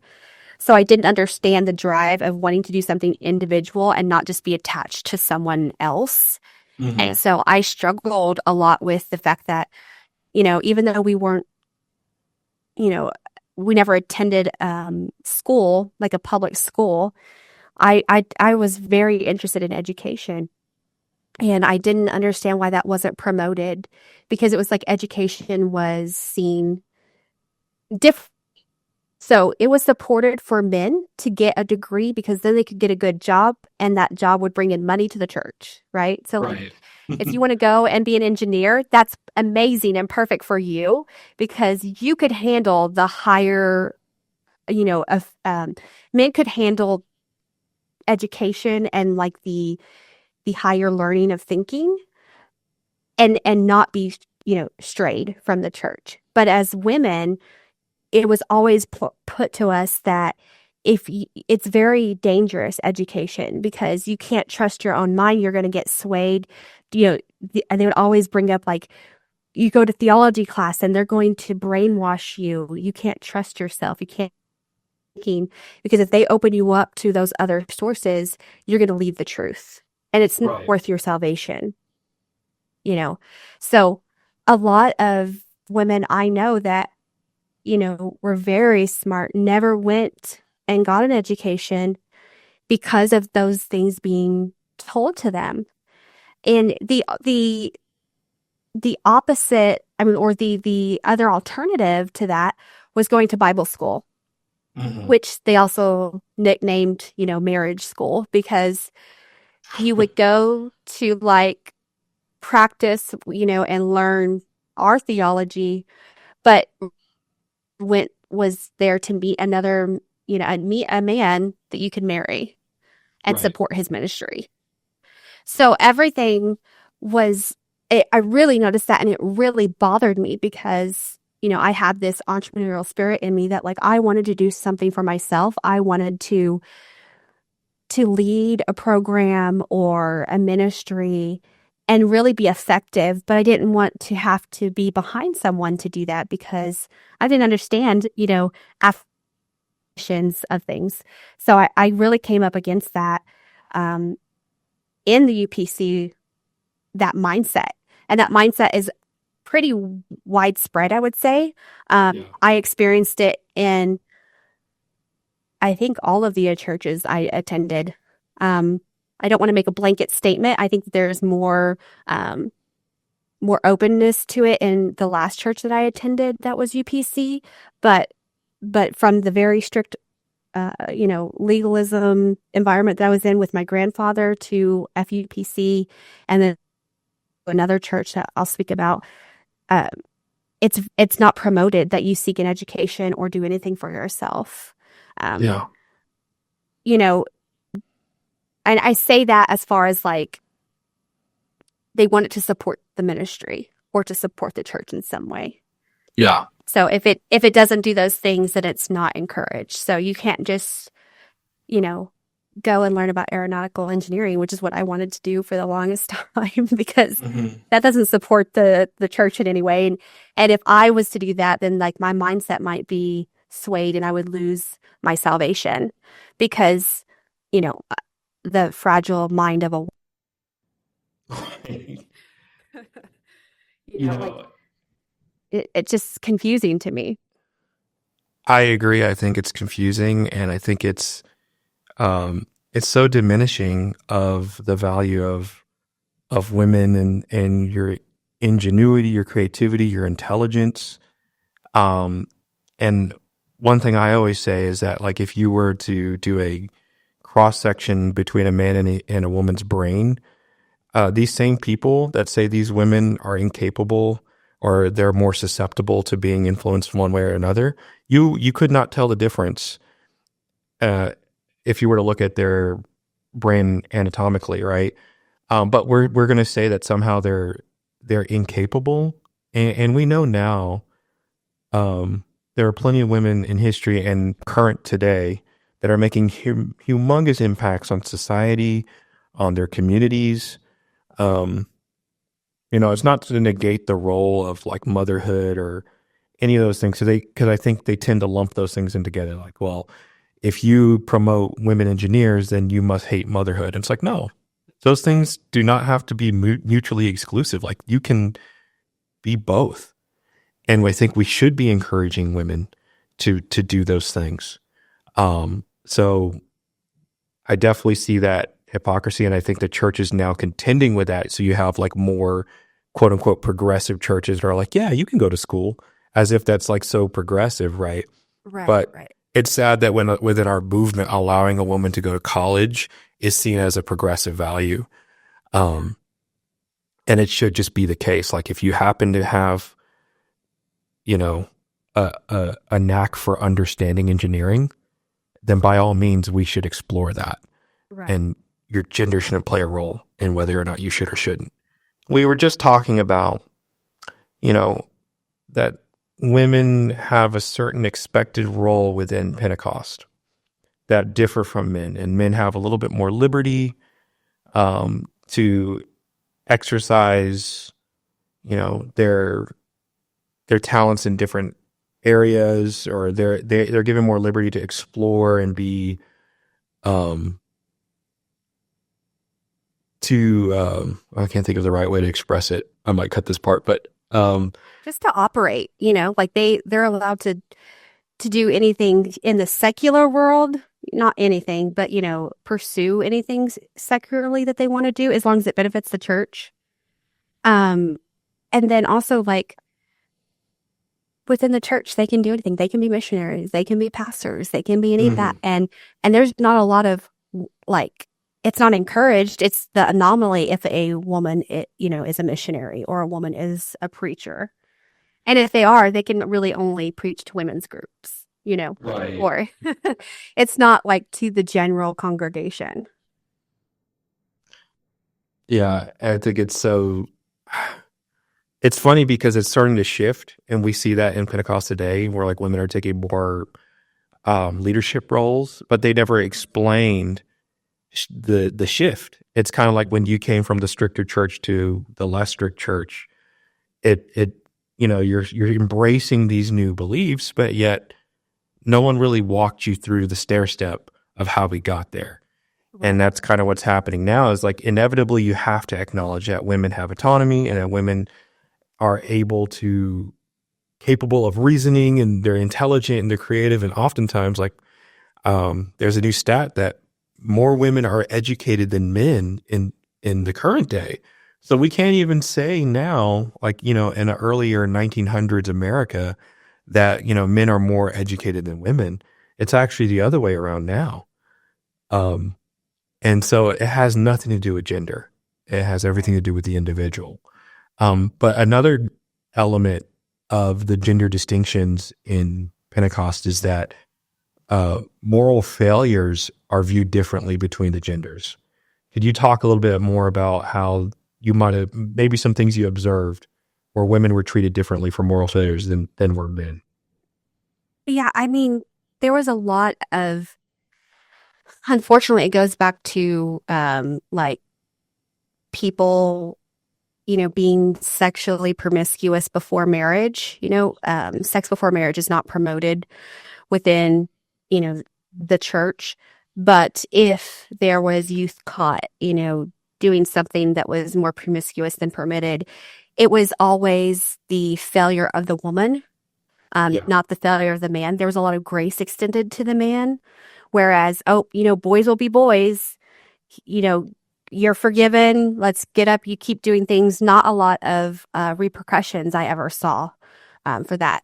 There was also something that I was privy to, because I was friends with both of them, but a pastor's kid who messed up with someone, and they were never sat down or punished or anything, but that person was set down from everything that she was involved with. and not able to continue to do the things in ministry, like singing that she was doing or playing the piano. She was punished for the action, even though they were equally responsible.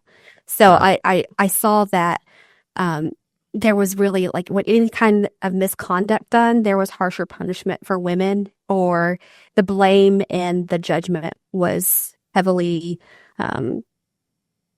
dished out to the women, versus a man. Yeah. There's like a stigma for women, but none for men. Yeah. For the same action and the same behaviors. Yeah. And what we're seeing now too in the current day is there's actually worse indiscretions that are happening and being called out on men's side that have been for so long covered up because of that mentality of boys will just be boys.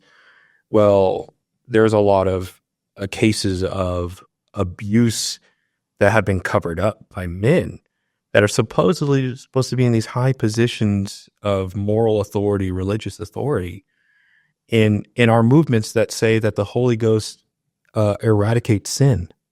And yet here we are seeing these high profile people being called out for terrible things. It's unfortunate because, even in the 90s, in the small community that I was a part of, I saw that happen, to where an incident has happened with something, but between a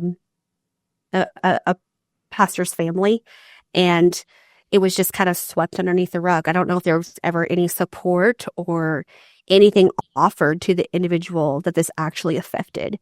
And unfortunately, history repeats itself. And now I'm very thankful that, victims are coming out and giving their voice, because it needs to be, shown that these people are human, even though they're put up on a pedestal and like revered as like voices of God. There's other things going on. Yeah, well, they'll say it all the time. They'll sermonize like, I'm a man just like you guys. I'm human just like you. But they're not treated the same. They have a certain level of privilege, no accountability. And this is why things are coming to light, because I'm grateful for the victims. As difficult as it is to come forward with your story, it is bringing to light these bad behaviors and putting an end to them. Yeah. At least that's what our hope is that we could see this happen less, if not altogether. And so, you talked about, when we discussed earlier, and I'll be very respectful of communicating your story, so I'll let you, obviously share the bulk of it. But you said that, so we're now chronologically, you've left First Church, you and your family, because of what was experienced. Well, we kind of just got kicked out. So right around that time frame of that happening, which, is this okay to go ahead and add this portion, or do you want me? Sure. Right around that time frame, there was how to put this. So I wouldn't sign the contract. And then my family did sign their contracts. So of course they were, they were actually upholding what they signed. And I didn't want to uphold everything that was in the contract, so I refused to sign. So that also brought some contingency within my family, because, my parents weren't able to use me in kids ministry anymore and that kind of thing. So it was all around that time frame of the contract signing, James coming on. And I'm going to say it was like maybe a year to 2 years later, because he was our pastor for a while, that my parents packed us up to go to youth camp in Oklahoma. And it's something we did every year. We always returned during the summer to Oklahoma to go to church camp. And that year we decided to invite a friend that was in church. And we got permission from her mother. Her mother was like, yeah, of course, go ahead. You're going to church camp. And it was just like, I can't wait for you to meet everyone and the move of God, and you're going to be so excited. Those were like the little bright spots in our year, was like the special events, youth camps, special services, rallies, that kind of thing. And so, I wanted to share that, with my friend at the time. And so we got in a car and started traveling to Oklahoma. And about 4 hours into our drive, my mom's cell phone, which cell phones were a new thing at that point, started ringing, and it rang and rang and rang. And I wasn't really paying attention until my mom pulled over and she asked us to stay in the car, and she got off and she was talking and then came back in. And when she answered the phone again, I think she answered it thinking it was my dad. It was Brother Jackson. And he was screaming at the top of his lungs, "You do not have permission to take my saint across state lines. You bring her back right now." And I was just shocked hearing his voice screaming at my mother. And, all of us got immediately quiet and what's going on. And I believe that he called her continuously for 3 hours. My mom eventually just turned the phone off. But she, called my dad, said, "Hey, do I still continue? Do I go back?" He's like, "You're doing nothing wrong. You've got permission from the parent. You're going to a church camp. It's the same church that we're all a part of. You're not doing anything wrong. Continue on." And he was so outraged that we hadn't asked permission to take one of his saints to a UPCI event, week long of church, this is morning, noon, and night. He was livid that we thought we could do that. And so he let my parents know at that time frame, which I didn't have any, inkling of, that because it was my friend that I invited and taken out of the state lines, that I was racist, that I was starting, people to, influence people to do a bad influence. Taking someone out of the state to go to a church event was also not acceptable. And so because of those things, they could not come back to church. Wow. And that was it. We were kicked out because of that. And so my mom talked to the other, mom of the individual, and she was like, "Yeah, it's fine. Continue on. And then when you come back, I'll come pick her up." And my friend had a private conversation with her mom, and immediately I felt a shift. Immediately. One thing is that whenever you are excommunicated out of the church, you lose everyone and everything. Relationships that you thought were strong and you had for years don't amount to anything. Right. And I immediately felt the shift. Individual. And that individual was still nice, but very standoffish. And then when we came back from that trip, the moment that she left our vehicle and went to her mom's, I never spoke or heard from her again. Ever. Wow. Ever. And, we were excommunicated. We moved on to another church in the area, but any of my friends that I ever saw at events and camp meetings and things where churches would get together, they never spoke to me again. They purposely avoided. We were walking the same direction or walking to each other, they would turn and run. And so it was very clear to me that it was told to them that they were to have no contact with me. And yeah, that was very, very hard to go through and experience. I was 15 at that time. And the reason why I remember it so vividly is it was, sweet 16. I was turning 16, and literally all of my friends that I would have invited weren't speaking to me. Mm-hmm. And so I couldn't even invite people that any of the relationships I had, no one would come.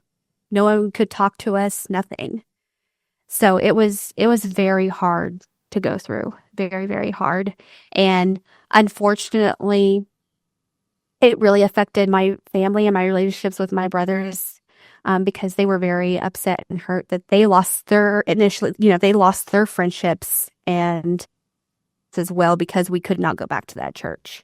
I do think that their experience was a little bit different because they weren't the catalyst for it, but because I was named as, this who was, not promoting the pastor, that, you know, that effect on my whole family was really shocking. You know, I never Yeah. had heard a minister talk or scream like that over the phone, and then to find out, and my parents did it in a very loving way, just that, you know, those were the reasons why we couldn't go back anymore. And, you know, there was additional reasons on their end of stuff, you know, that I'm not privy to share, but, you know, from the portion of me, like, that was quite shocking that, you know, a little 15-year-old girl had such an effect that a whole family would get kicked out of. You know, a church that also spoke about so much grace and forgiveness, you know, that even if those were my intentions behind it, like, it's extended, and there wasn't. Yeah. And it's so unfortunate. I'm so sorry that you experienced that. Unfortunately, it's a common experience out of that church, because I know I literally had nearly the same experience. You lose your community overnight.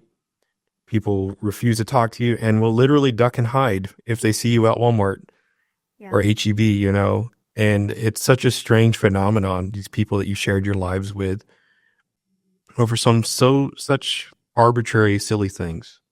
Yeah. And, you know, an outsider would look at that kind of behavior, and without having any background knowledge on what cults are and cult behaviors and tactics, that's the unequivocal telltale sign that that's a cult, when they cut you off from your community.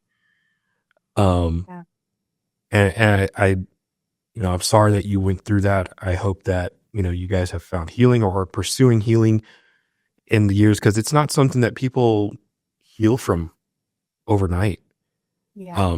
Especially at such a pivotal time in your adolescence, like 16 years old, you should be celebrating with your peers and your friends. And I mean, that's a pivotal time in your life, and they're just stripped from you. And oftentimes what I found in a lot of people's stories, and even including my own, is when you leave, people aren't even privy to the reasons why you were kicked out.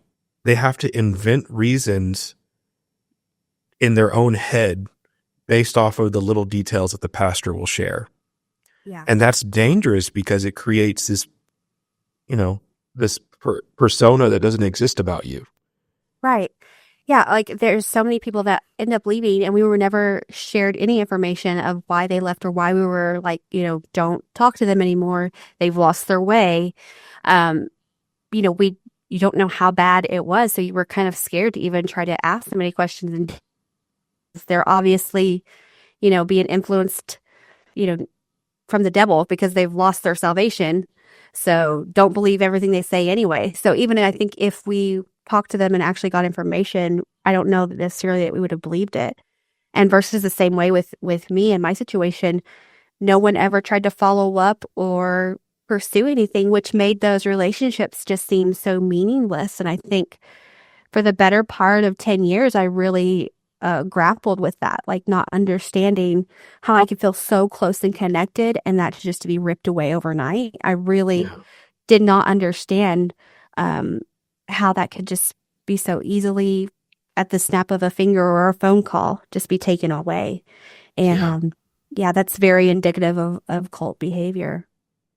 Yeah. And it's the only way for that to work as well, when these churches say that they're grace-centered or compassionate-centered, to block someone out of your life is an act of almost vitriolic hatred. Like, to be that standoffish and to close someone off over zero detail, you almost have to hate them. And I think they foster that. And I think some people, they grapple with that. They don't understand. Like, some people will just say, well, I just don't understand, but I'm being obedient to my pastor. And they see that as a virtue. You know, there must be a reason. But you have to start to begin to think, well, for it to be such a cold and, you know, decisive cutting off of an individual, it has to be so egregious. Because why can't we, like, reconnect? Like, why can't we just have coffee? Like, I can acknowledge that, like, okay, so say you, like, this is just a hypothetical, but, like, you were, caught for, embezzlement or something at your company. Okay. You serve your time or whatever, and you come out. Am I to say that me as a holy Christian that has the Holy Ghost living inside of me, that I cannot, that you will overpower me with your influence of evil and sin, that we can't even have coffee at Starbucks? Yeah. Yeah. And that's what's dangerous too about it, is that they teach you to not trust yourself, or that this thing that is so powerful, like the Holy Ghost, is supposed to lead you and guide you and give you strength, that they also, it's contradictory to itself, because you can be so evilly, influenced evilly by these spirits of influences, that you have to be careful and you have to guard it, because you can't even trust your own self. You can't even trust your own mind, your own feelings, any of that. The Holy Ghost is so fragile and fickle, right? But it's so powerful in their services, right?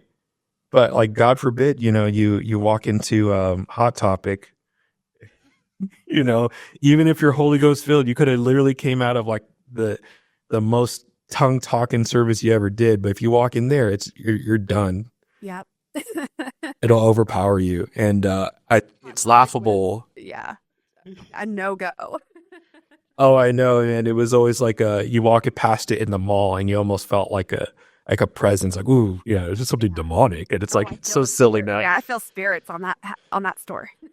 Yeah, and they saw that they did the same technique with people, and I think it's so terrible. Yeah. So now we've transitioned. You've left, and you've lost your community, but you're still in the UPCI. Can you talk a little bit more about like your experience of the church there? Yeah. So, I think that was a great transition church to do as much healing as we could from that environment. I would say that, the preconceived idea going into that church was that it was not very respected, because it was basically an unknown. It was like less than 35 people when we started going there. So it was like, smaller church. And then also the pastor had a full-time job, which was also pastors just or a pastor. And this pastor had a full-time job, and it was just like, don't know why he's just, working full-time and ministering. And then also they only have 30 people, and they don't seem very like on fire for God.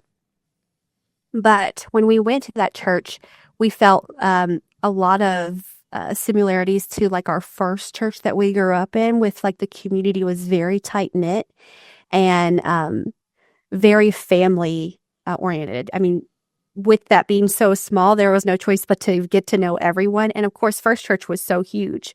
So it went from being like an anomaly, in the crowd, to not being recognized, to like you were seen. And so we started going there, and we attended. My family attended for a lot longer than I did. So I attended there, I want to say, for about 7 years before I completely walked away from the UPC. But the teachings were a lot more geared towards grace and compassion. And I will still say to this day that pastor continually shares with faith and grace, and I don't have a negative thing to say about him. Like, he very, very but unfortunately he's still under the sway of the UPC, so a lot of things are not addressed like that they should be. But as well as someone can operate under those conditions, I think he does that. So yeah, we went there, and I was able to start doing things again, and they didn't hold any of the things that were said about us. They said they just wanted to experience us for ourselves, so they didn't hold anything that was told to them, because I do know for a fact that James called most of the churches that we visited and persuaded pastors to not allow us to attend. Wow. So we visited several churches before we landed on that one where we were accepted. So it's unfortunate, but that is like a practice that is done, that if you want to attend another church, you have to, tell them the previous church that we were from, and the pastors always have to give like a release that it's okay for that saint to go over to that new church. So it's unfortunate, but it's a practice that they still to this day, use. Mm-hmm. It's so crazy to hear that now, especially being outside. I think all outsiders probably hear it the same way we do now. How just odd and like almost ridiculous that is, to have to get like permission to migrate to churches. Like it's like trying to switch careers, in the secular world, except they don't have the same kind of consequences that come, like you have to present a cover letter and a resume of like, here are all the ministries I served in before I moved to your church. And it's I think it's almost certainly designed that way because they never intend for you to leave a specific church. Yeah. And it's portrayed that way so that we, it's going to be really difficult, because you can't just go into another church and be like, I did all these ministries without that being verified, so that would have to be verified by the pastor. And then they also want to know, like, is this person a troublemaker? So want to know all the ins and outs, which is basically gossip and, sharing an opinion of a saint that, in the wrong hands or in the wrong, like in our case, what was shared was incorrect information. So I'm thankful that there are people, like that pastor that, took it with a grain of salt and said, you can prove yourself to me, and versus like, some of them were like, nope, we don't want you in our church, which, if you think about it, what is a church there for? A church is there to save the lost, to help build up, your morality and you and your daily walk. Like, why would you reject those? You're supposed to be there to, help them and lift them up. Like, it just was very, very confusing to me, which just added on to my frustrations with the operations of every church, basically, in that area, because it was unfair, in my opinion. Right. It absolutely is. I agree it is unfair. And it just doesn't add up. Yeah. And I like that you mentioned earlier that, you gave, you had some kind words for your pastor. And I think there are cases where there are pastors that, like, within these, I would say, oppressive movements, they still are kind-hearted. And I think those are the types of people that should aspire to roles of pastorship. But it reminds me of kind of like, hypothetically, if you can imagine like a log cabin builder, but that has like principles to never cut down wood. You imagine, like, what are you doing then? Right. And I think that's kind of how I view a lot of Pentecostal churches is like, we believe in Christ crucified and the grace that he gives through the cross, and that, we're no longer subject to the law, but here are some laws that you have to adhere to, and they shift from church to church. Yeah. And if you leave my church, we'll make you a social pariah, so you can't be saved anywhere. Yeah. And they can't be shocked if people don't want to come to their churches anymore after that. Yeah. So I do applaud pastors that are kind-hearted and compassionate, give people the benefit of the doubt.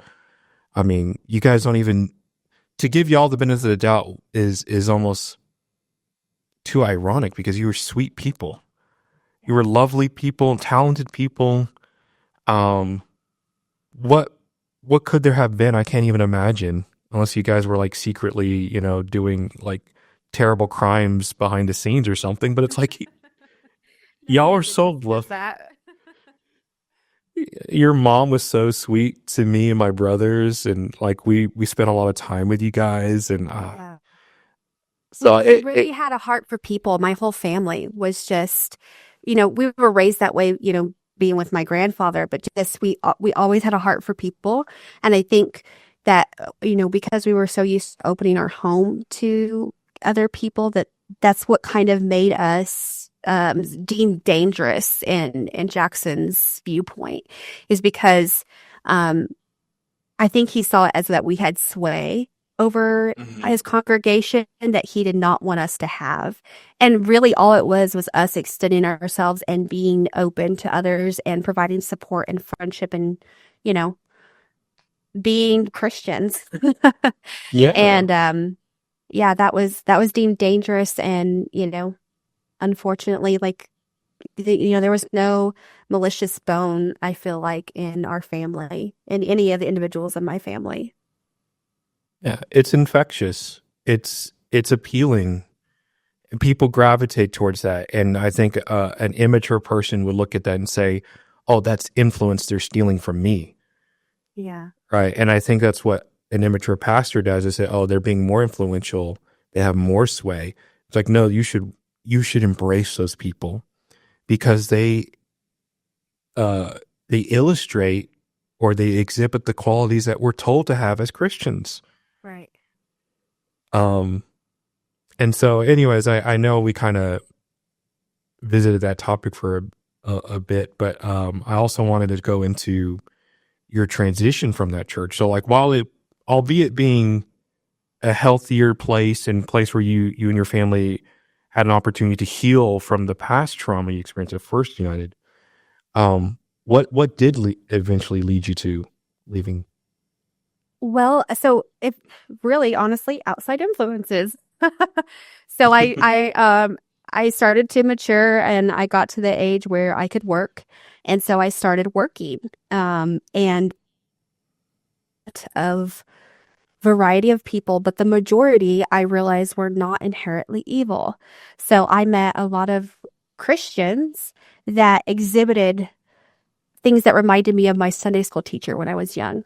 So I saw all the attributes of the fruits of the Spirit, and, the sweetness and joy, and not the struggle. I saw that, like, in their work, in their life, that things were easier and things were not like such a struggle to just enjoy God and enjoy God's word. Like the fact that these people would be doing Bible studies in the morning, devotionals. And I'm like, we were never told to do a devotionals because that was like watered down. You needed the meat of a sermon, so you could listen to a sermon on record and make notes, but like, don't do a devotional, and don't ever go to the Bible bookstore and get a devotional, because that's also not our theology. So it may teach you that you can't undo.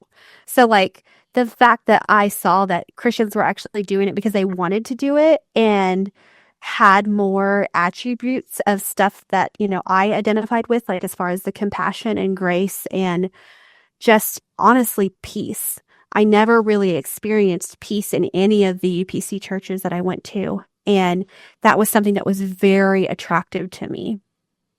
So I saw that in individuals.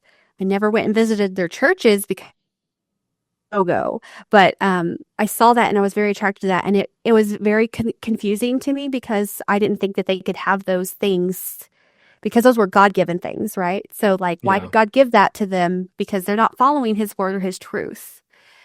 So I matured, I started working, and then I moved out on my own. And so, my parents, I lived under their roof. It was, you have to attend church at least once a week. And so when I moved out, I stopped attending their church, and I went sporadically, and I started like really trying, I felt like it was against the standards or against what I had been taught. So like, I went to several sermons of friends' church at that point and realized I always felt like, oh my gosh, they're lost. Like the immediate feeling of going into a non-Pentecostal church was terrible. I was like, oh, I can enjoy some aspects of that. Like I can enjoy their worship, but he's talking about something that is not in the Bible. Like as soon as they would say anything about the Trinity or anything about like, it would just like, I would immediately shut down. So I couldn't even relax or enjoy their faith or, anything. And so I was very frustrated by that. So I was like, okay, I'm just not going to attend church at all. And so sporadically I would go back to the church that my parents were attending. And then at that point, I started dating an individual. And we would get into debates about religion all the time because I was coming from this viewpoint of, United Pentecostal Church is the only true church, is the only right religion, and how I should be living it. That's where I'm going to end up. So all this other stuff is mute, like it was hard because that was my viewpoint, but I was also struggling because I didn't want that to be my viewpoint. It was really difficult.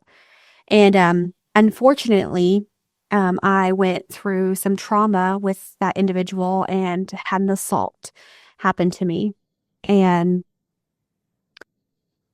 I was really left very confused with my faith and hurting so bad to the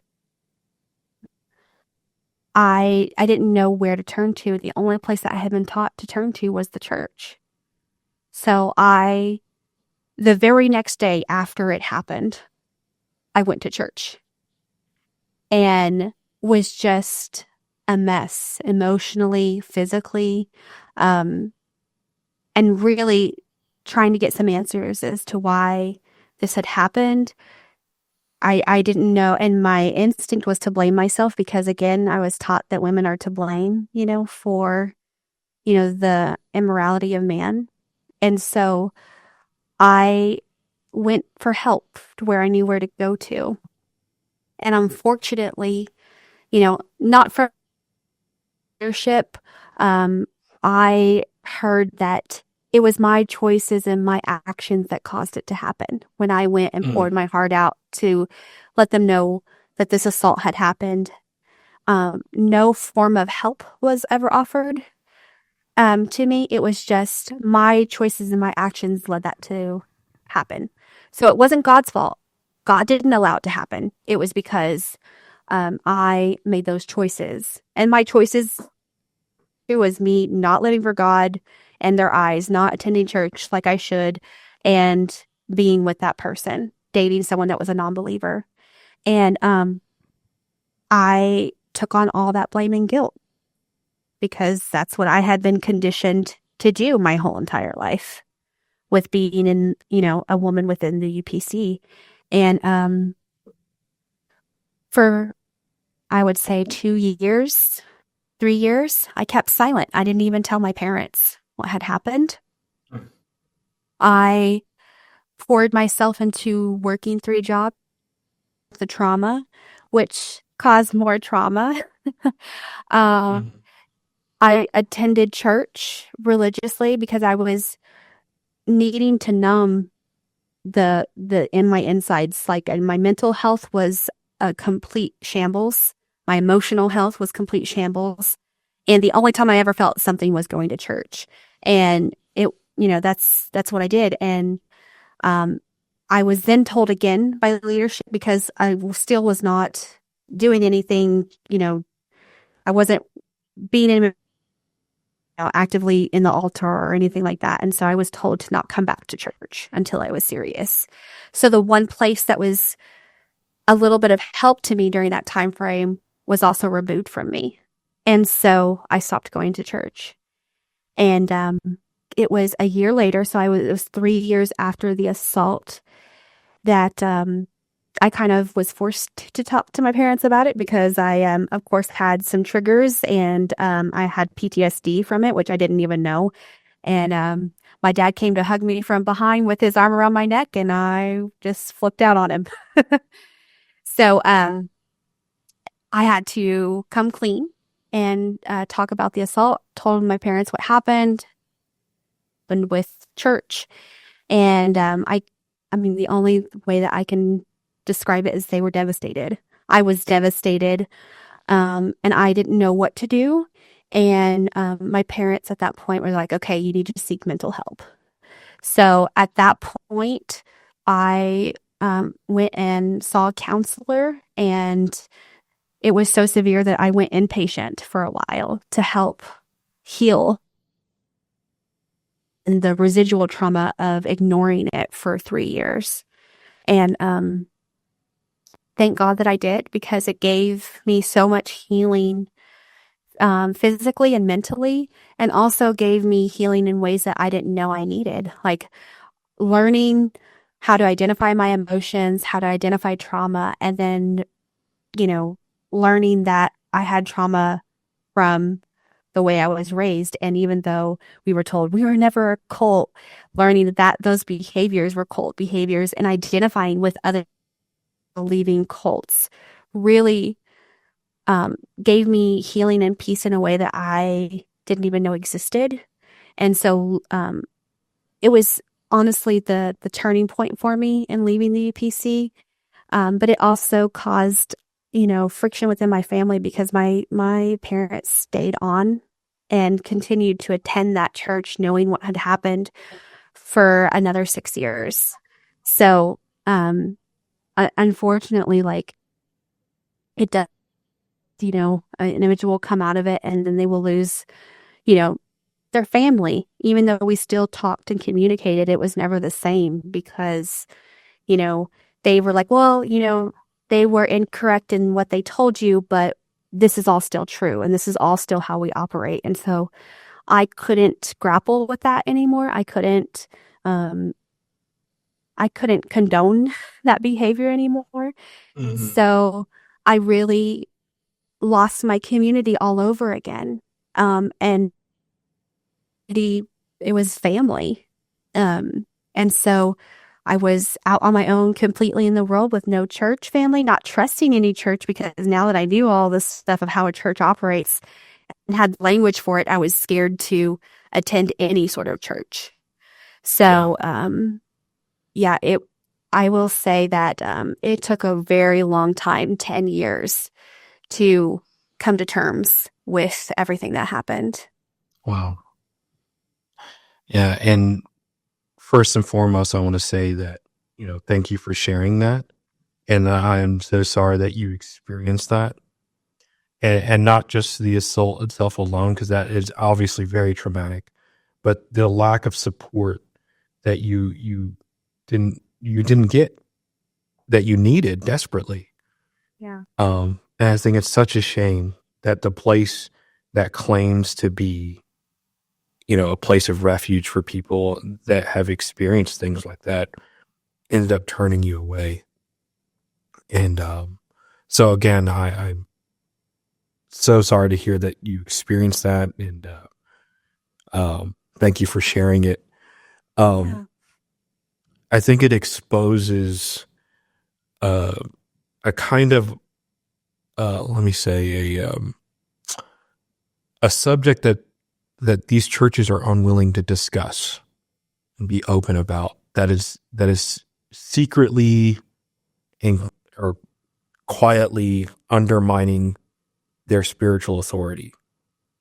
And I mean that in terms of like religious terminology, and not like, the ominous, ethereal meaning, but like, Right. when you claim to be a the religious moral center of a community, and you turn an eye to people who need genuine help, it does untold damage to not just that individual, but the ramifications are to those who are on the periphery of that as well. Other women, other young women that may not have shared their story, or women who haven't even experienced anything, but they know, hey, if I don't do everything correctly, I could be in her shoes, because they think it's their responsibility, right? And these untold ramifications are doing so much damage to people psychologically, spiritually. I mean, it's affecting their social circles, their familial connections. It's terrible and awful. Yeah. So The most was that the thing that I grappled with the most was that, the church was always portrayed as a place for those that were broken and hurting. And, even though I had never needed it up until that point, I always assumed that if someone was broken and hurting, that there would be help given.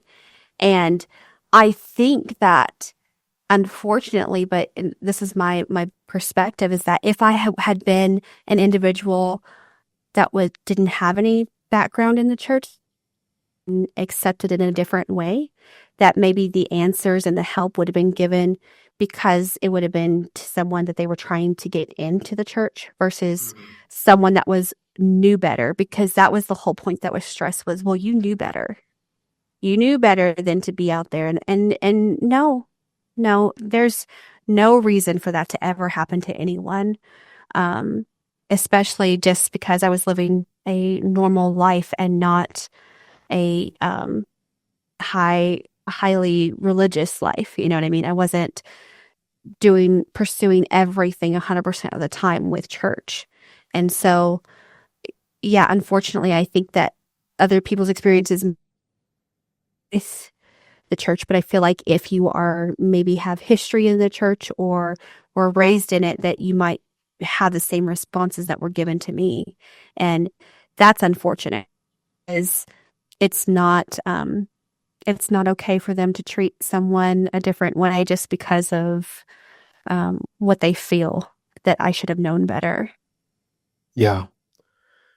And that's a terrible stance, and I think it reflects poorly on their view of God.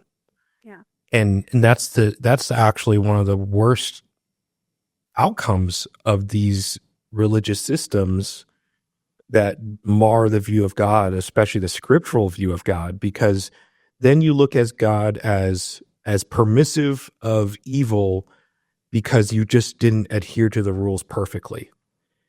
It doesn't matter how inane of a life you were living, because anything that's not Pentecostal lifestyle that's secular. You could just be an average person that, like, you wake up every day and you work as a barista at Starbucks.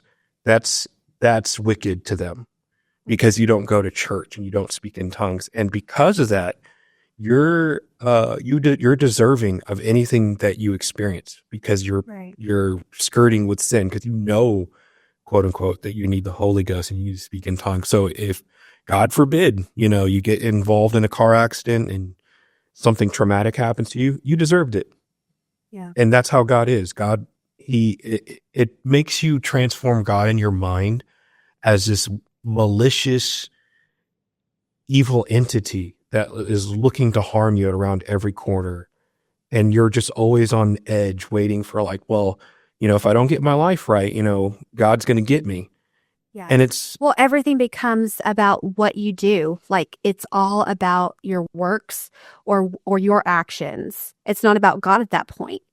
And when I would ever question that, it was always, well, yes, God is a God of love, but God is also of wrath. He wiped out the entire earth because of sin, with the flood. So it's never about God and his grace. It is sufficient for us. It's all you have to do, and you have to do more in order to be saved. And I did not understand that. I could not wrap that around in my head because of all the scriptures that I was reading and, the experiences that I was having. I didn't understand how those things didn't go together. A God of compassion and grace and love doesn't go with a God that would allow that to happen to me because I wasn't speaking in tongue, leading praise team, or, you know what I mean? Like, I was just not even living a life of immorality, just going to work and hanging out with friends and coming home. Like, it wasn't any, anything big and immoral that I was doing. Yeah. And I think it just does a disservice to people. And it also shows that they neglect the same scriptures that you read, that you arrived at that conclusion of who God is. It means they're not. Right. That's actually, like in mathematics, when you do a formula, we did this in algebra, like A plus B equals X, whatever. We get all fixated in Pentecost on the A and the B and not look at the other side of the equation. It's supposed to equal grace. It's supposed to equal compassion and love and empathy. And they totally ignore that side of it. Like, no, A and B has got to be a particular way only. Right. And it's dangerous. And the people that live in that mentality, it's such an unstable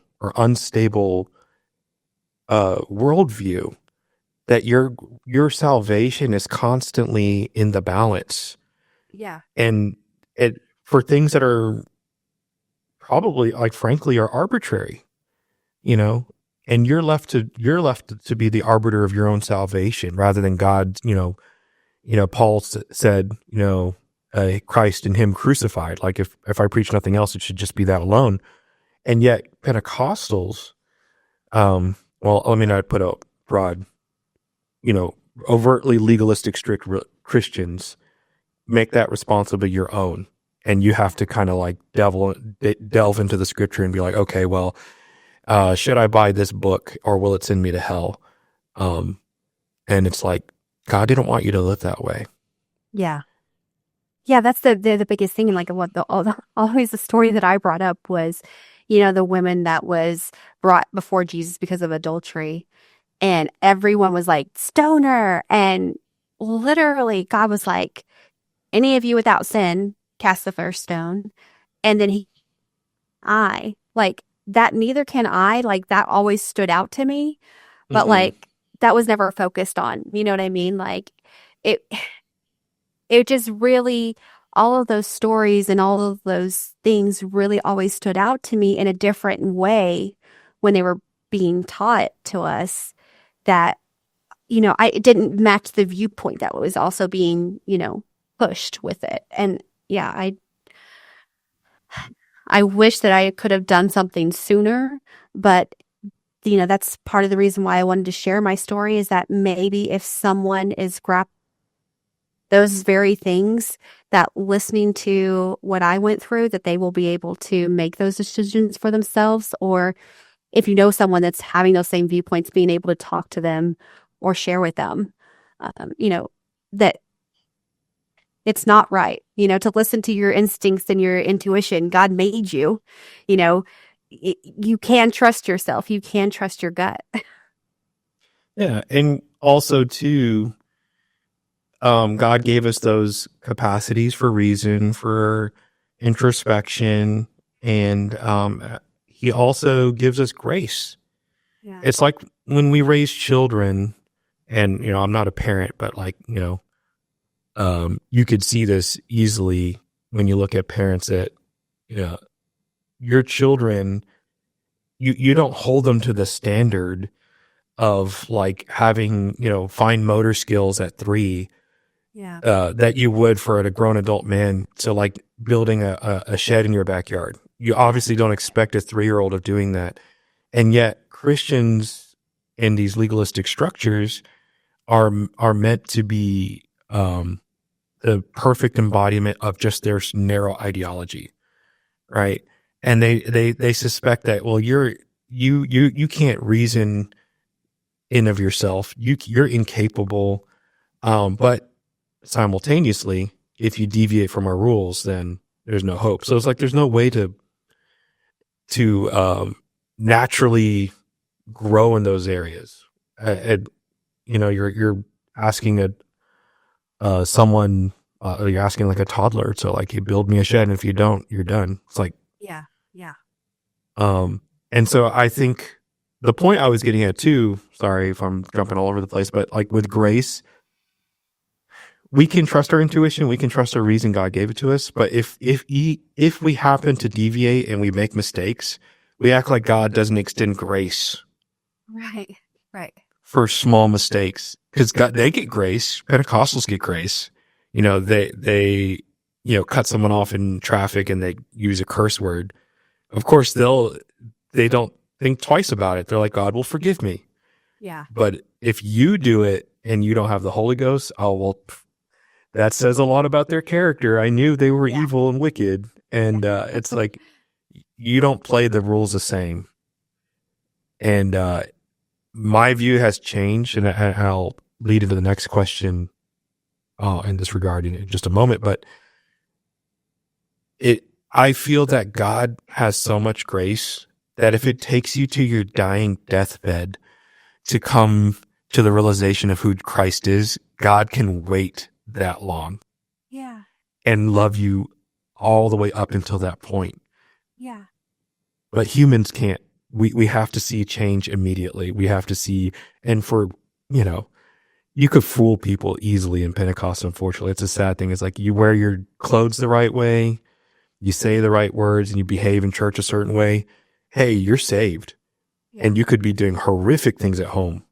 Yeah. Which I've seen repeatedly. Just because you are adhering to all the rules and you look on the outward, what the innard is even uglier than your neighbor next door who doesn't look or appear to be saved to your standards, bro.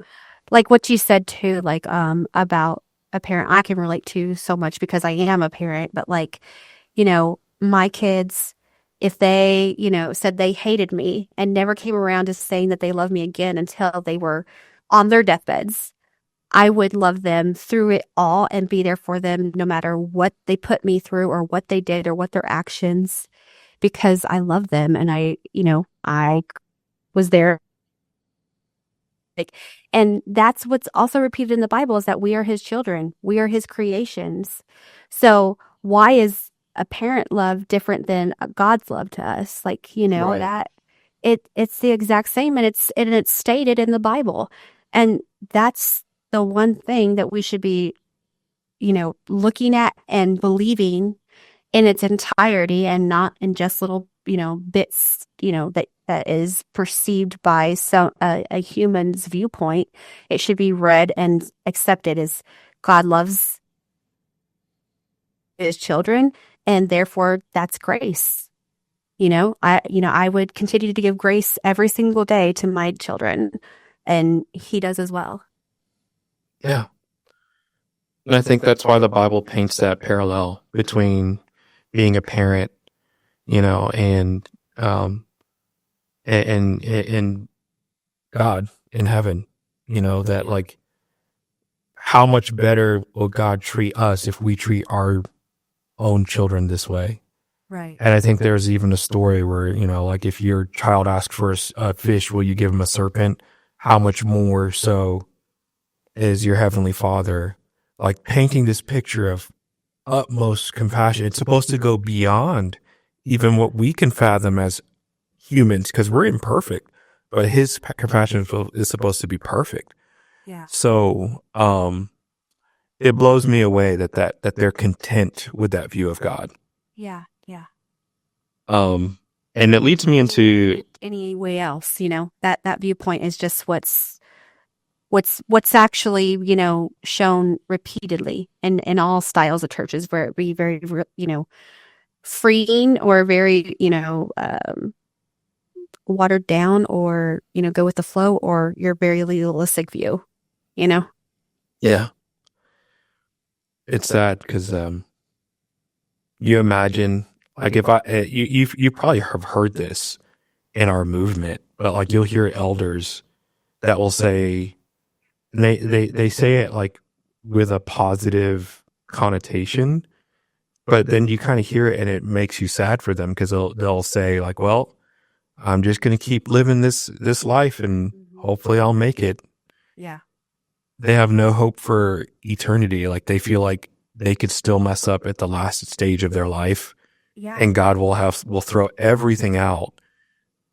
But if you take that and you were to say that for a parent, like, God, I hope, my mom loves me to the last dying breath. Yeah. It shouldn't be. So not to jump around too much, I know we're drawing to a close. You mentioned how that you sought out psychological or clinical help. Yes. Which I think is so stigmatized in the church culture, much less Pentecostal culture. Would you mind sharing a little bit about, the church's stance on mental health and how that affected your emotional well-being and, your ability to cope with what you experienced? Yeah. I will say that mental health is never really a priority or prioritized. This is speaking from a viewpoint of I had a family member in our church that is very psychologically still to this day needs assistance and help, to the fact that like medication is probably required.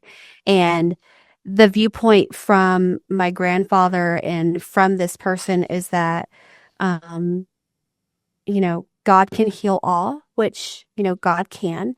But when that is used in lieu of like seeking help or taking medication for something that will be beneficial to you as an individual, it's really scary, because those people are operating, in leadership and can cause trauma to other individuals in the church.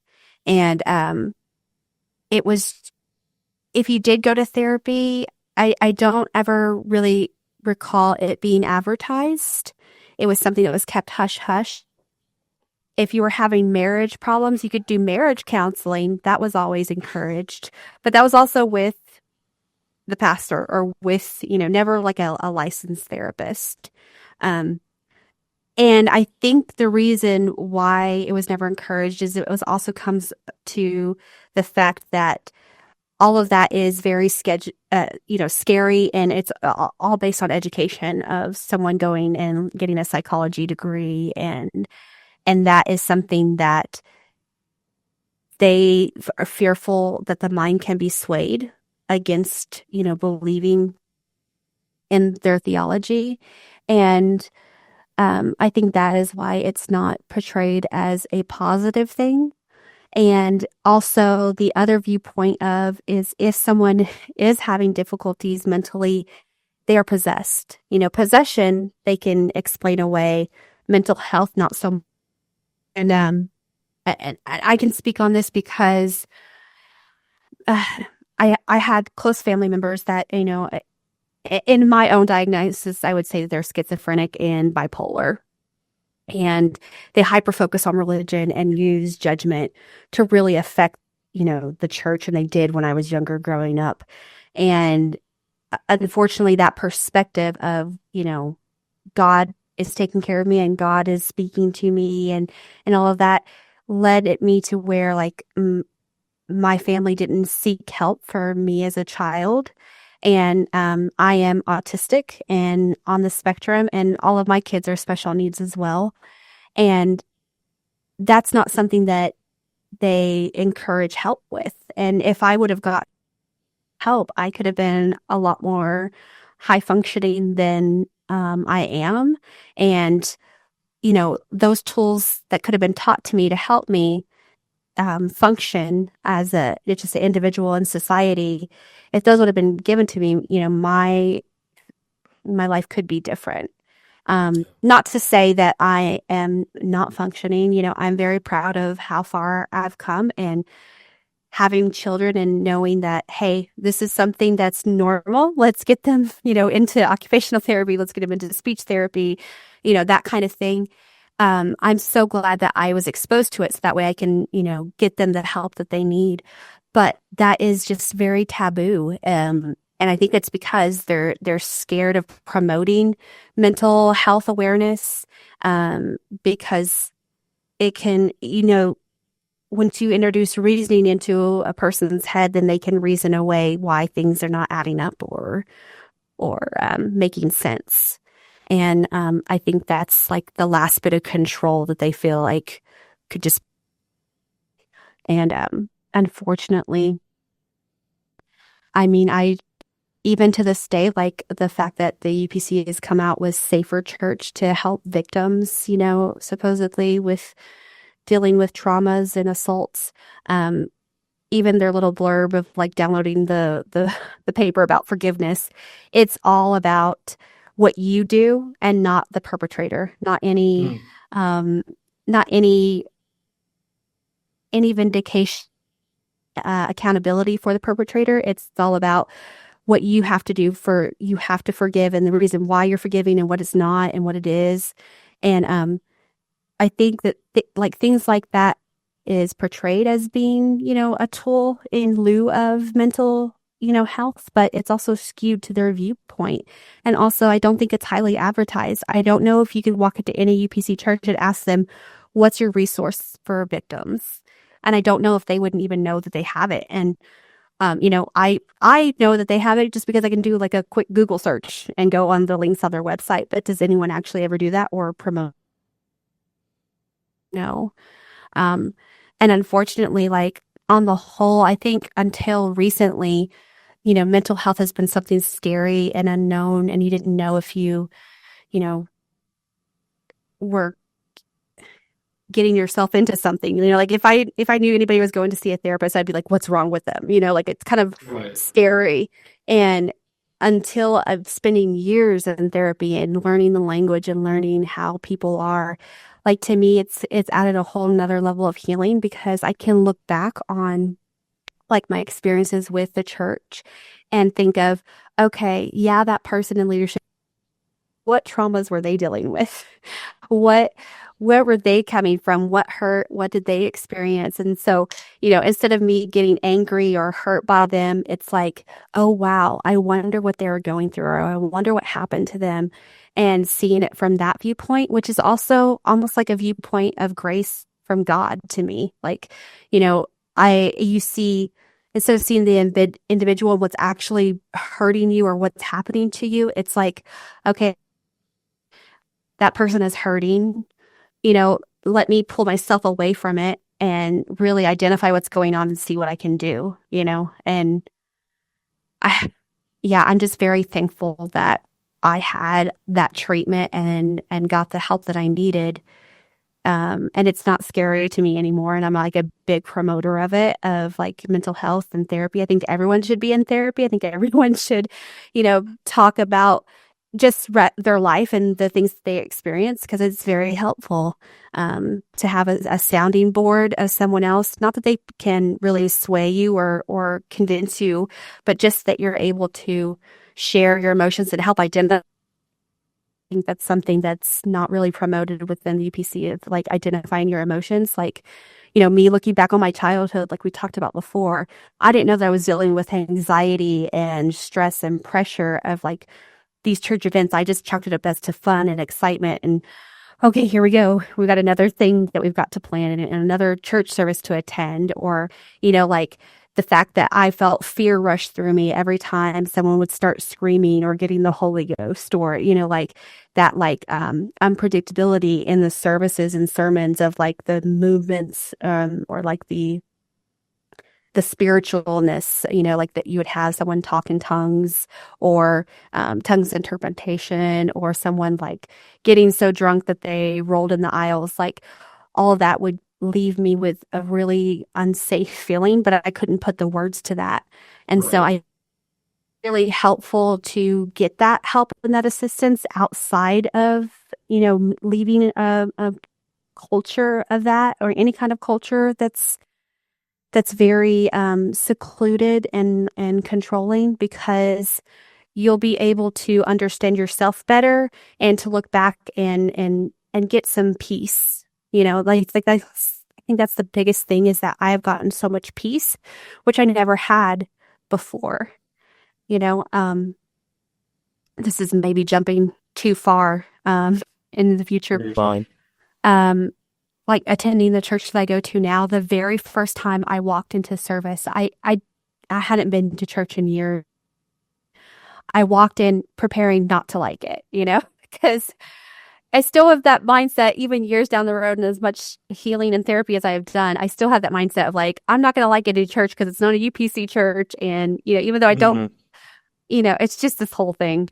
But walking in, and I immediately felt peace and joy and grace and love. And I was shocked.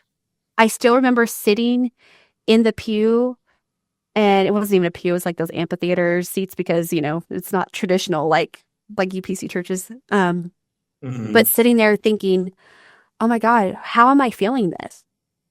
And how I can feel this here. And like feeling the movement of God in song service, and feeling like I could worship.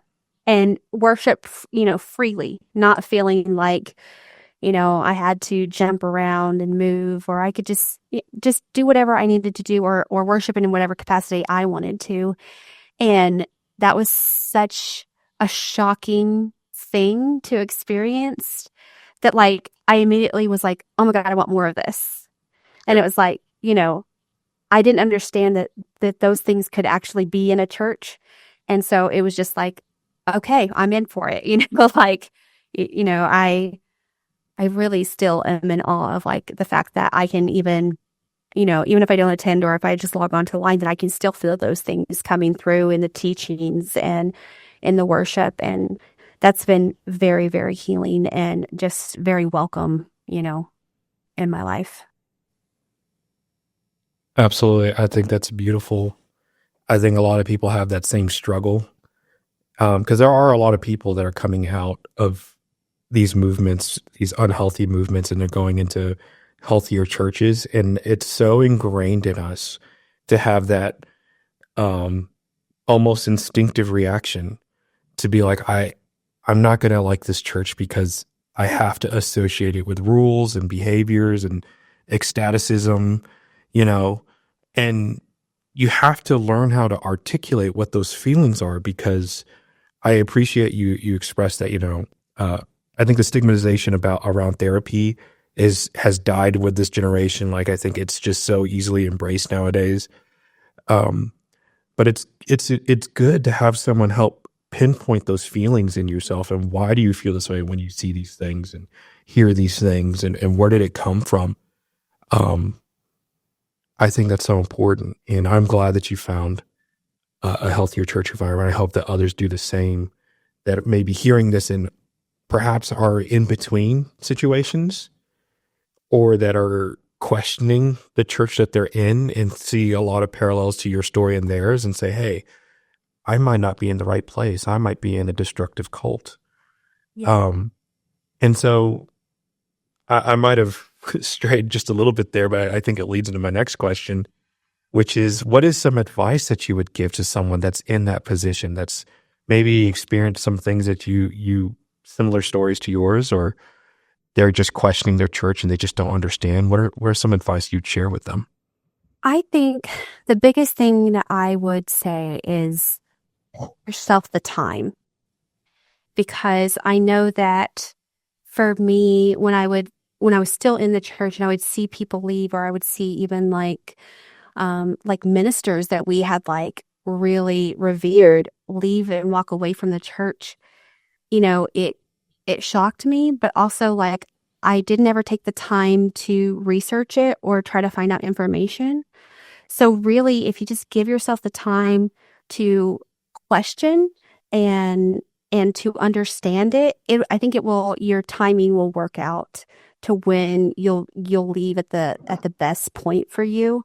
I know that like in my situation, it like happened overnight where I was kicked out, and then like those kinds of things didn't allow for time, and even the years after, and I was always thinking that things had to be like in the right timing of like overnight I had to be completely saved, or completely out of church.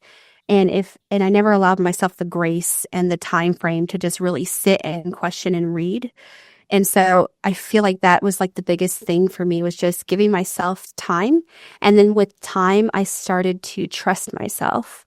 And that's another big piece that I would say is trust your intuition and your gut. Like if something feels wrong, if something doesn't feel right, then do the research. Don't just question and ask it from the leaders and people around you, but find out the information for yourself, which is really not promoted, within. It's, you're supposed to go to elders who understand things that you can't possibly understand, that you might be too scared to ask, because you can also be like ostracized by asking certain questions. But if you just I don't think anyone's ever like come out the other side of the Bible and been ostracized for that. So if you can just research your Bible, if you don't trust like, the internet or whatever, that they're in, I think that will lead and guide you out into where you need to be. Because I know that for me, that's what's been the best thing, that even though I've gone through therapy and helped identifying my emotions and stuff,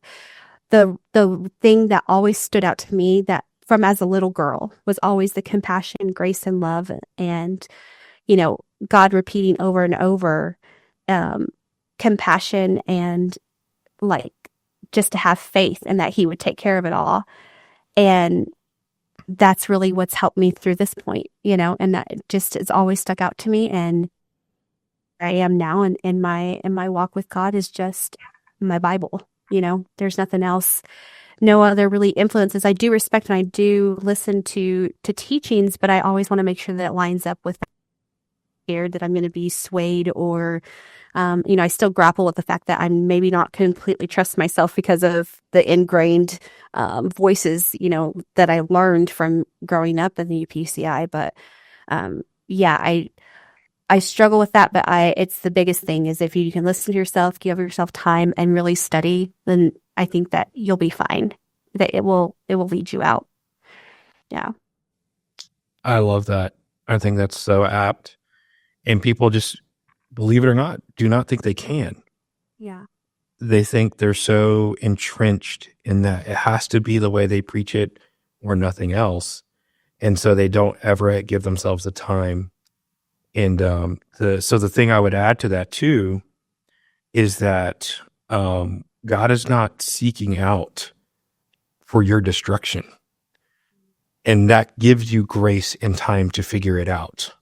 Yeah. So that if you take a chance to step out of your enclosed environment, God is not going to strike you down. Right. In fact, he's going to be patient to see you through your questions, Yeah. through your doubts and your emotions. God is infinitely patient. He's more patient than we are. And you're sure your pastor will struggle with seeing you question them, but they're not God. Right. And they shouldn't be God in your life. And so to give yourself the time, you also have to recognize that God gives you that time Yeah. and lets you come to your conclusions. And I think that's the difference between legalistic churches and grace-centered churches is one tries to, is a church of compliance. You serve God because you're made to comply versus grace-centered churches where you're persuaded. Yeah. Through gentle, loving, and caring words, through affirmation, through love, through mercy, through grace, God persuades us. And he doesn't need to, because if he wanted to, I mean, he's the God of all creation, right? He's sovereign Right. above anything. And if he wanted to make us comply, he would just, puppeteer our bodies and we would be these robots that would just do exactly as he wanted. Yeah.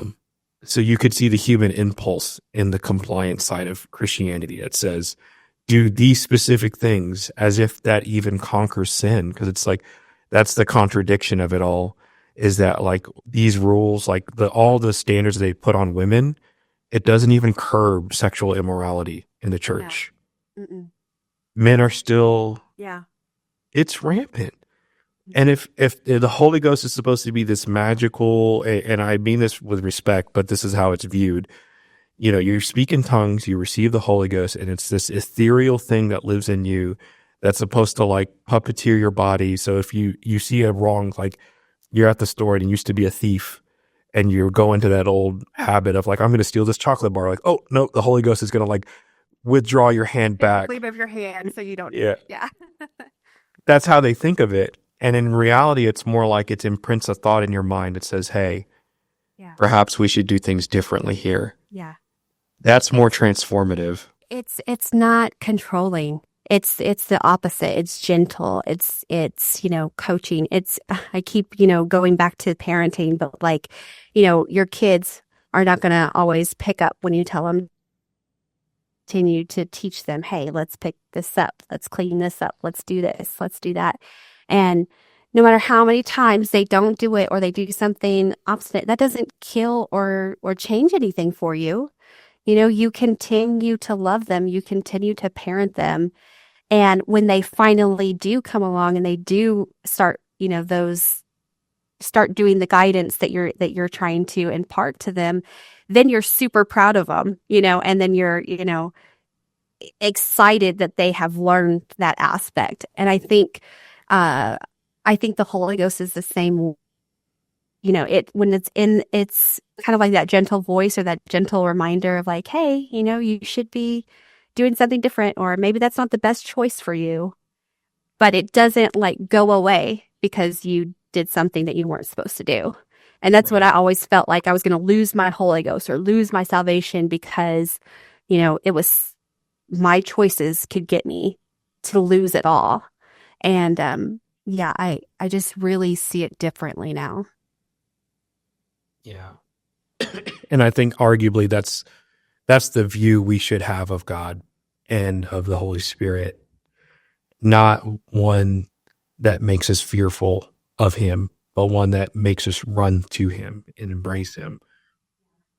And so I guess this leads into, if there's anything else you want to share, of course, let me know. But like, I think this would be the last question, and there's a lot to unpack here too. So don't feel rushed.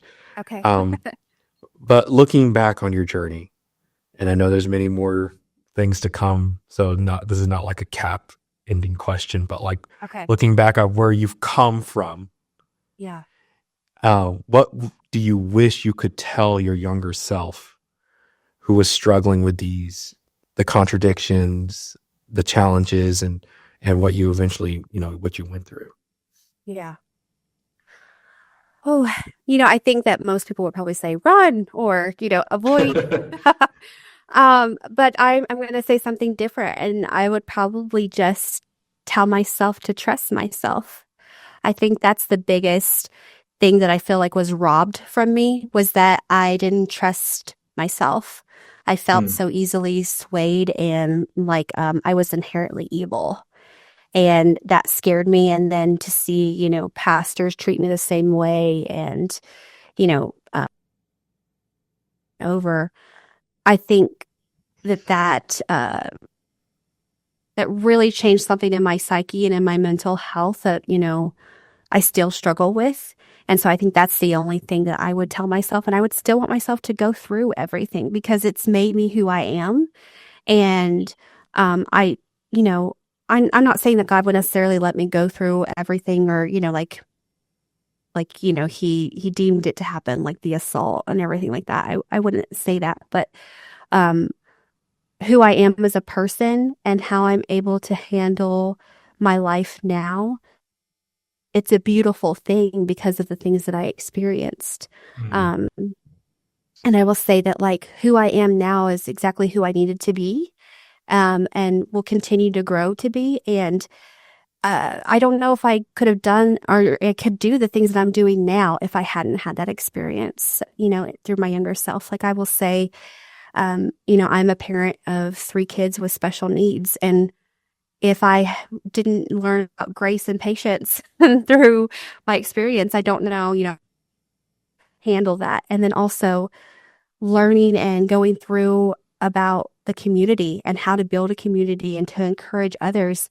I'm getting to experience that with something that I've created on my own, like, through my teaching here in my town. I've created a social community that meets and gets together once a month. And it's just a beautiful thing because it's pulling people from all different aspects of life that normally wouldn't get together.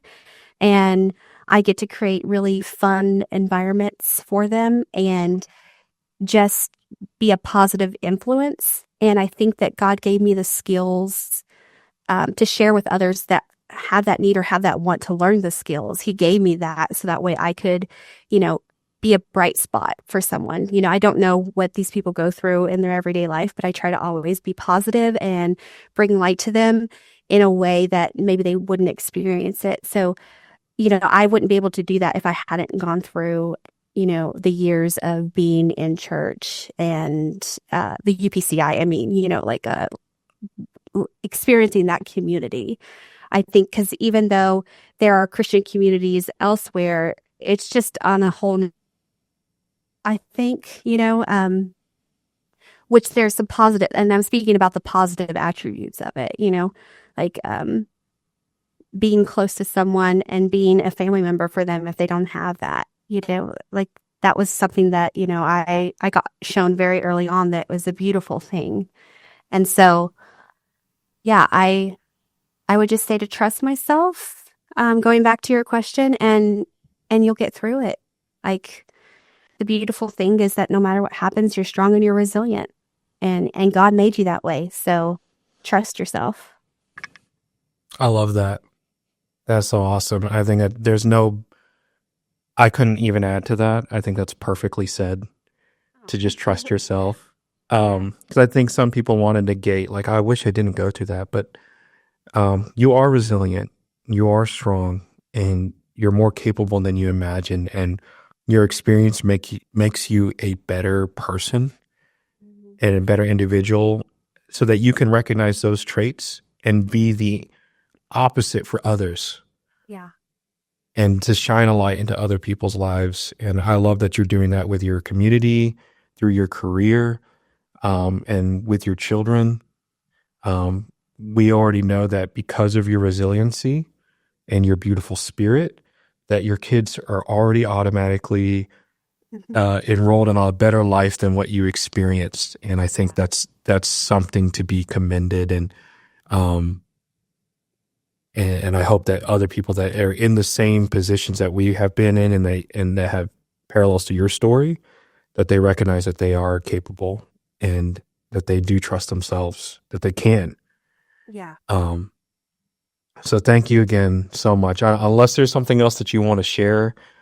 I think I'm glad that that's what you took away from it, because that's really what I really strive to share daily. And it's hard, it's not easy, but to continually share that, like, they talk about, those vases that get broken and then they put together, and then you see all the gold of all the broken pieces together. Like, that's one thing that I always think about, is that, all the broken pieces and, everything that I went through really makes me into who I am today. And I love that experience made me who I am. And so I won't ever say like I promote, those viewpoints, but I love that I got to experience that and from that.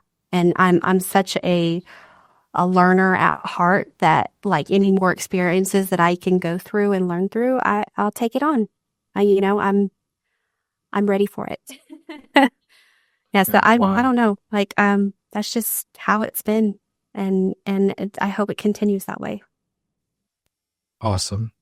That's beautiful. What a wonderful mindset to have. And so I think you just encapsulated everything perfectly with that. And so, again, I just wanted to thank you so much for joining me today and sharing your story. I want to commend your courage, because it's not easy.